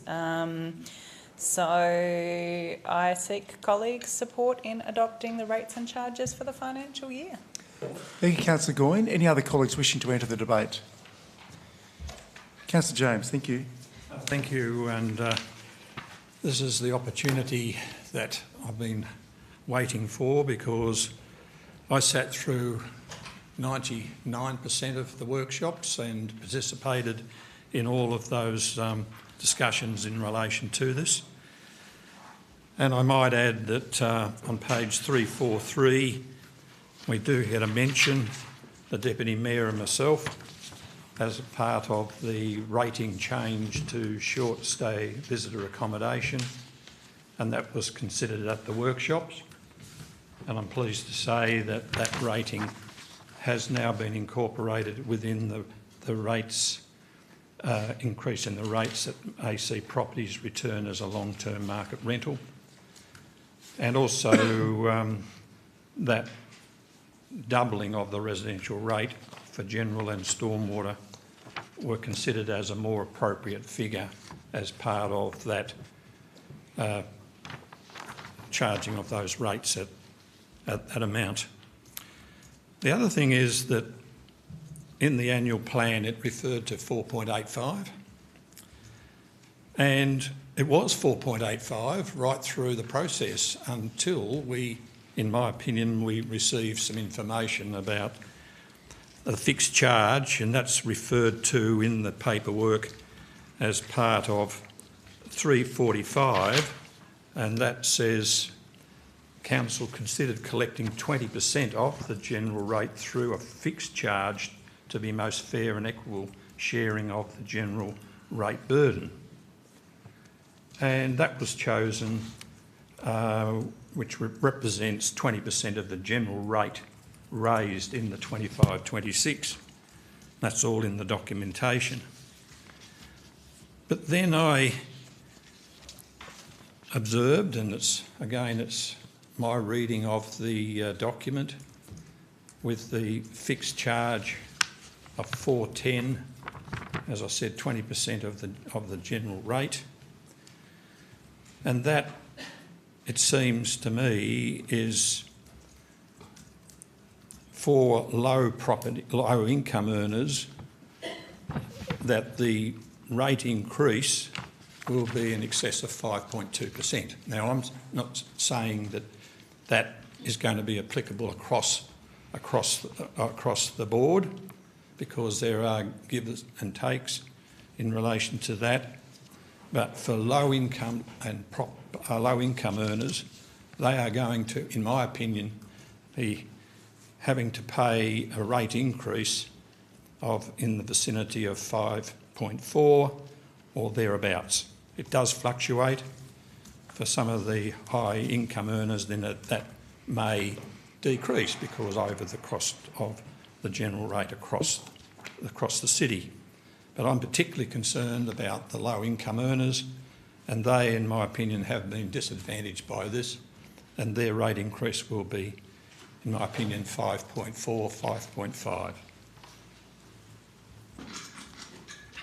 Thank you, Councillor James. Any other colleagues wishing to make a contribution? Councillor Walker, thank you. Thank you, Mayor. Each of us can agree with the fact that this isn't the budget that we wanted. We've all got some things that we think probably should be given more priority, or perhaps no priority at all. So it's never about pleasing absolutely everyone. But here I am again in a position of where do I go forward? And the simple answer for me, we had a touch on it, the best budget in my time on council was 2020, when we all pitched in, worked together and agreed on areas where savings could be made and made some decisions. And I'm just not seeing that as part of the deliberation process. And by means of that, we do a process where we put everything together and it's seen as the global picture of where things are. And then the situation seems to be, at that point, perhaps staff can make some contributions on where some savings could be made. That has been the case for the last several budgets. But ultimately it rests with us, and it's up to us to say what's in or out. And again, no savings, not 1 cent, and I don't have my actual 1 cent prop that I had last time, but not 1 cent of savings has been generated by us around the table saying that should come out. And that's where I sit with my discomfort with this process. I think we are probably in for more difficult times, and we need to sharpen our pencil about how we go about things. That said, there was some mention about fixed charges and rating mechanisms in general. And yes, I do bemoan the mining and quarry stimulus incentive has now been removed, and all those glorious investments that were just lining up to come to this municipality are probably not going to do so. But it's quite interesting. In fact, we haven't had video recordings for a long time. We've had them for a while. I wish we'd had them all the way back to the beginning of my time on council, because I would be directing everyone to a meeting years past where somebody was actually sitting around standing up, cheering and talking about how we should put a 50% fixed charge on the AAV. It was the most robust discussion that the fixed charge, not 20% like we have here, but 50%, because that's the maximum that we're allowed to under the Act, should be put on the rating mechanism, which at that time was AAV. And I was one of the people that did spear moving towards capital value. It is a very efficient rating mechanism, but it is distortive. And I can tell you that the 30% is the level where experts, when I looked into it, decided that a fixed charge of 30 or above was considered somewhat regressive. So I'm very comfortable with 20%. And again, given the change in property values, that's fairly modest. I'd also make the case that I'm really pleased council did make the move to go away from AAV back then, because what we've seen in recent years, and AAV is this really clunky proxy for what a rental is perceived to be, and what we've seen in recent years is the bottom of the rental market, just the floor just raise and raise and raise as that competition goes. So if we had AAV, it would be the lower income households that would have felt it really bad. And I can't even begin to think if that person that cheered on the 50% flat on AAV, what things would have looked like under that. But this is where we're at. I do appreciate the work that goes into this from staff. I do appreciate that some deliberations are had. But from my perspective, we actually have to be pushing back and taking things out. And I did indeed avail myself of opportunities to put things in around the table, and indeed with the CFO. I did make the use of those opportunities, and I want there to be no ambiguity about that. I have put cases forward. I just seem to be very unconvincing in how I'm doing it, and I guess that's something that I'll reflect on between now and the next rating season. Thank you, Councillor Walker. Any other colleagues wishing to enter the debate? There being none. Before I call on Councillor Hume for your right of reply, I'll enter the debate as a councillor and not as your mayor. We are, as we all know and as the mover indicated, a rapidly growing city. As of June last year, Clarence is home to almost 64,000 residents. Over the past decade, our population has grown by 16.7%, well above Tasmania's average of 11.7% and almost double that of Hobart. This tells us what many of us already know. Clarence is a place where people want to live, raise families, start businesses and enjoy life. But with growth comes responsibility as well as increased costs. Tonight, we strike our rates for the 25-26 financial year, and while price increases across the board and cost of living pressures are front of mind for many of us, the average rate increase of 4.85% finally balances the need to haves, the nice to haves, and planning for the future, without placing unnecessary strain on households. We've worked hard to strike the right balance, maintaining services and delivering critical infrastructure. We've also introduced targeted rate adjustments to ensure fairness, particularly for short-stay accommodation, vacant commercial properties, so that rates more accurately reflect land use. As I mentioned, as a council, we have the responsibility to plan carefully, invest wisely, make decisions that will benefit both current and future generations. That's why long-term planning is central to this year's budget. We are laying the foundations for a stronger, more connected and resilient Clarence through a range of strategic initiatives. These plans are about much more than infrastructure. They reflect a vision for the kind of community we want to be. This is why we are investing carefully, responsibly and with purpose. In the 2025-26 budget, we are investing $8.28 million in footpaths, curbs and pedestrian access to ensure more neighbourhoods are safer and more accessible. We're allocating $6.1 million to upgrade and renew our road network. We're directing more than $8 million towards stormwater improvements, including $2.6 million for major upgrades along Wentworth Street in Bellerive. We are also continuing to invest in our people, funding new positions, enhancing workplace training and strengthening our leadership capability so we can better deliver for our community. We also know that many families are doing it tough. With cost of living pressures top of mind, this year's average rate increase has been limited to 4.85%, 1.6 percentage points lower than last year. We've worked hard to strike the right balance, maintaining services and delivering critical infrastructure without placing unnecessary strain on households. We've also introduced targeted rate adjustments to ensure fairness, particularly for short-stay accommodation and vacant commercial properties, so that rates more accurately reflect land use. But a great city isn't just built on roads and rates. It is, as we all know, built on community.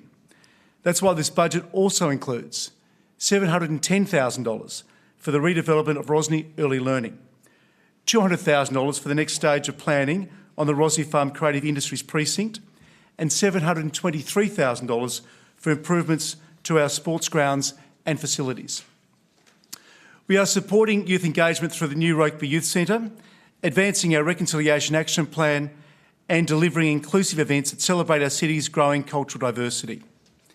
We'll proudly launch Nirprite Palawa, a 4-week celebration of Aboriginal art across Greater Hobart, and we'll mark the 30th anniversary of the Clarence Jazz Festival with an expanded program that continues to build on the festival's ever-growing popularity and renewed vision. We're also enhancing the natural environment we all enjoy, with $365,000 allocated to upgrade some of our most loved tracks and trails, including the Single Hill Track and establishing a new Rosny Parkland circuit. In closing, this is a budget that reflects who we are today and where we are heading. It's a responsible, community-focused plan that supports growth, protects our lifestyle and strengthens our identity as a thriving, inclusive and sustainable city.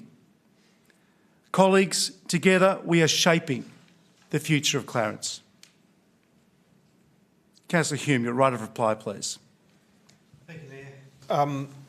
In my right of reply, I just wanted to reflect on Councillor James's contribution because I think there might, for people watching at home, there might be a bit of misunderstanding about some concepts.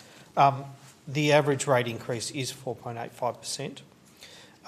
When you increase the base rate, which we have done slightly, and the principle behind that is that everyone receives particular services. There is a disproportionate impact on those with lower value properties. I'm a big fan of progressive taxation, but I think it's important to recognise that there's a limit to which the link between the value of a property and somebody's income, or the value of a property can be seen as a proxy for someone's income. There are high-income individuals who own low-value properties. There may be, for example, property owners who own multiple properties and rent those properties out. There are also low-income earners who may own higher-value properties.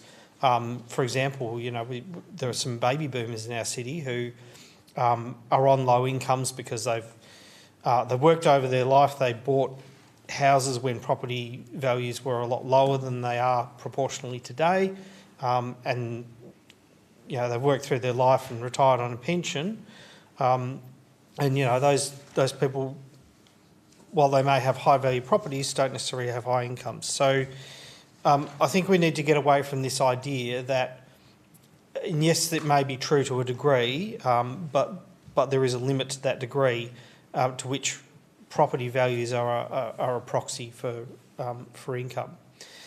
I'm quite comfortable with the increase of the fixed rate to 20%, and I think it's worth noting that while that percentage increase may be slightly, and I'd say slightly higher for lower value properties, when you look at the absolute quantum of that increase, it works out to about, for some of those lower value properties, about $5 or $10 a year. I think and there are a range of different factors that affect the increase in rating on individual properties. The average is 4.85%. Councillor James is focused on one of those factors, but there are a range of others that affect those increases. So, thank you. Thank you, Councillor Hume. I'll put the revised recommendation has been circulated and is the only one before the chair, and advise that we will need an absolute majority for this to be successful this evening. I will put the motion, which is that revised recommendation. All those in favour? Those against? That's so carried. Thank you, colleagues. Congratulations, Ms Murrell. Well done. Moving now on to item 9. There are no motions on notice. Item 10, councillors' questions time. There are no questions on notice. Questions without notice. Are there any questions from the floor this evening? Starting with Councillor Warren. Possibly a number of years ago, we had a turnaround, aspirational turnaround for elected member requests of 10 days. Now, it's nowhere near that now. Can I have some indication of what would be a reasonable turnaround for an elected member's request, please? Thank you, Councillor Warren. CEO, please. Thank you, Councillor Warren. Nothing has changed from our point of view. It's still a 10 working day turnaround. As you'd be aware, we provide councillors with updates on a weekly basis, usually on a Friday, that catalogues outstanding requests and provides a brief update in order to allow you to interrogate that and raise any issues. Some of those requests do take longer than 10 days, and that's flagged within that report each week. So if there are issues, I would encourage you to raise those with me and I'll deal with them. Councillor Darko. Councillor Goyne. On the 17th of July 2023, we received a weekly briefing report that there would be a temporary closure of the access to the beach in Umatala Street. And on the 20th of March, Aragoon Street followed suit with the adventurous stealing of some rolling equipment. I'm just wondering if we can get an update on when we shall be expecting those stairs to be replaced. Thank you. Mr Graham, please. Through Mr Mayor, I understand that we're estimating construction to commence within 2 to 3 weeks of the stairs. We're waiting for specialised timber materials to arrive. Thank you, Mr Graham. A second question, Councillor Goyne. Yes.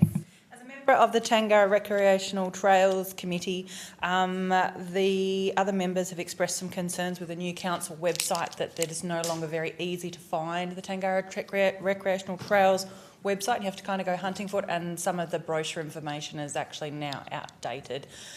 Is it possible to liaise with them to maybe update and reconfigure that part of our website? Ms Wicks. Through you, Mayor. Absolutely. If you'd like to pass on the details, we can liaise. Thank you, Ms Wicks. Thank you, Councillor Goyne. Councillor Walker. Yes, thank you.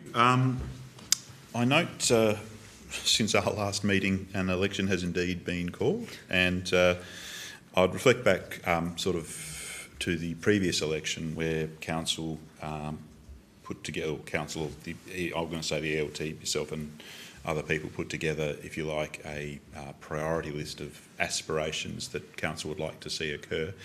I guess one, is this going to be happening again? And then two, given the climate that we are in, is there potential within such a thing to have another list of, if you like, aspirational reforms or changes you'd like to sort of see within the local government sphere that might not necessarily be a bolus of cash, but if you like, productive or efficiency enhancing reform? Yeah, thank you, Councillor Walker. Really good question. The short answer is absolutely.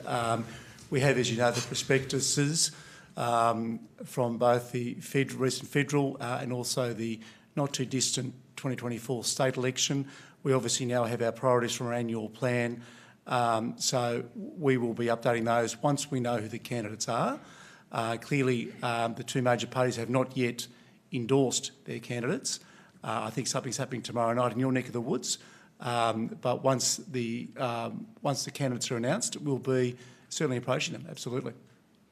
And so again, just for clarification, because I brought up the other, I mean, the prospectuses in past have always been these projects that we're seeking funding for, but again, that concept of potentially alongside doing that, which, you know, every council will indeed be doing, but alongside that actually potentially putting in, you know, reform requests as well, or sort of productivity or efficiency enhancing requests, because they might be things that might have a better chance of getting through if funding things don't. Yeah, the CEO you would have known from my diary entries, a very productive meeting with the Minister of Infrastructure and local government earlier today. Obviously, we're in caretaker mode at the moment. I'm happy to discuss with you offline what suggestions you might have.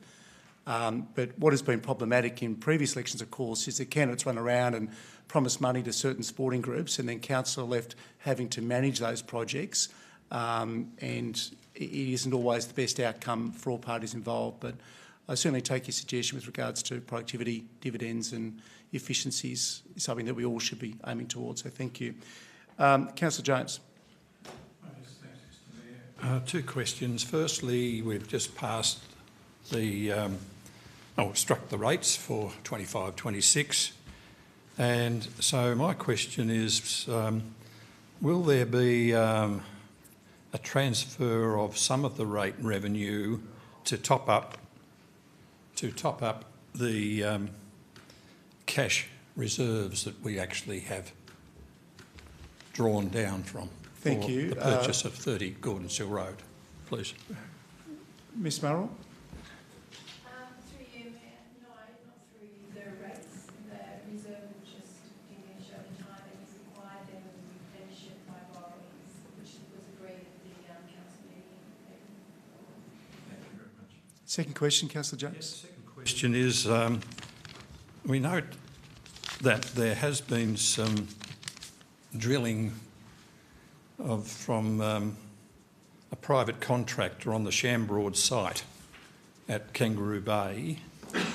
Is that part of the project of major significance that the Minister has endorsed, and hence there is preliminary drilling occurring on the site as part of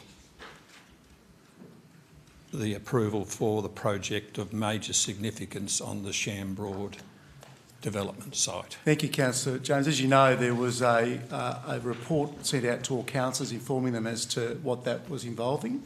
So, do you want to wish to add anything else to that?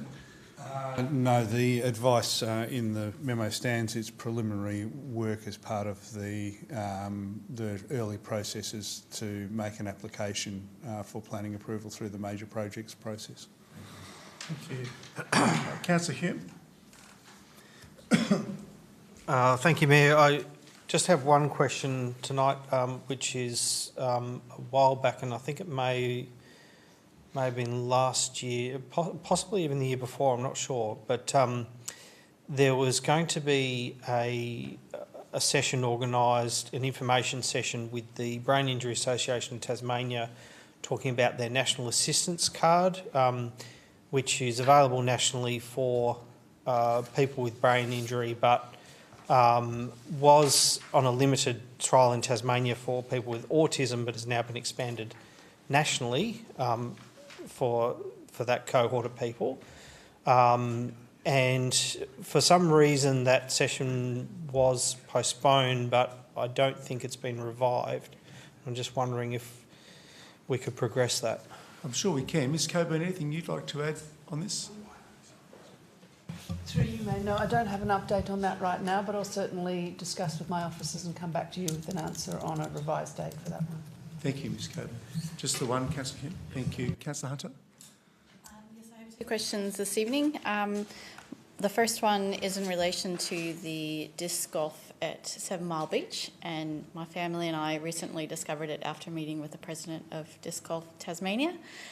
It's fabulous, it's an amazing resource, and I highly recommend it to those of us to try it out, particularly families during school holidays and stuff. It's a great free recreational activity. Just wondering, I know it's only a trial, but given the amount we've spent on it thus far and have put in great signage, would it be possible to install a sign at the intersection of Surf Road and Leiden Road directing people to where to find it? Because it is quite tricky. Unless you know it's there, it's hard to find. Yeah, so yeah. We can certainly investigate that, and I'll take that on notice and we'll report back. Can I say that having been there as well, it's great exercise because I was that hopeless at it. I just got so many steps up playing. So yeah, it is a great asset to the city. My second question is in relation to the upcoming citizenship ceremony, which is only a few days away, June 19th. And I've been made aware by someone who's receiving their citizenship that they could only have one attendee with them. And then later we worked out when she inquired about it that there's actually 4 ceremonies in a row. Just wondering if we can have some clarification as to why that process is different from what I've experienced and know in my time on council, because it's just a bit unfortunate for someone to receive their citizenship under those circumstances. Yeah. Sort of CEO and I was discussing the 19th whether that's actually going ahead. So it's actually my diary, it's not in his. So CEO, do you wish to? Yes, thanks, Mayor. No, I'll need to get some more information about that, and we'll obviously try and expedite that and give you an answer earlier than the next council meeting. But yeah, it's not in my diary, so I'm not sure. There must be some different arrangements applicable than the usual. What we have done in the past, and what Mr. Manning's discussed with me, is the possibility we do a lot of small sessions in here, ceremonies. So we can, otherwise we have a backlog of 60 or 80 applicants, which is not fair to anyone. Obviously, if we're in here, we're constrained with space. If we're at Clarence by the Bay, clearly there's more opportunity there to have more guests. But clearly, if someone, I appreciate how important it is to everyone, and it's only a phone call to the CEO's office to sort that. So happy to help where we can. Councillor Mulder, any questions from you, please? Yes.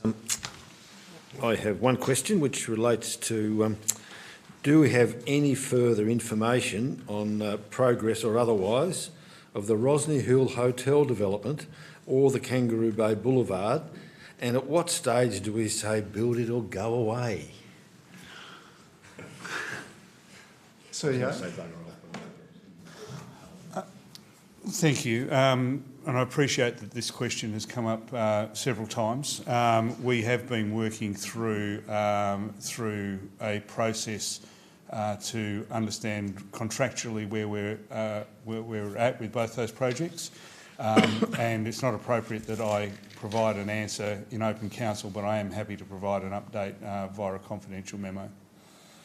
Second question, Councillor Mulder. Thank you.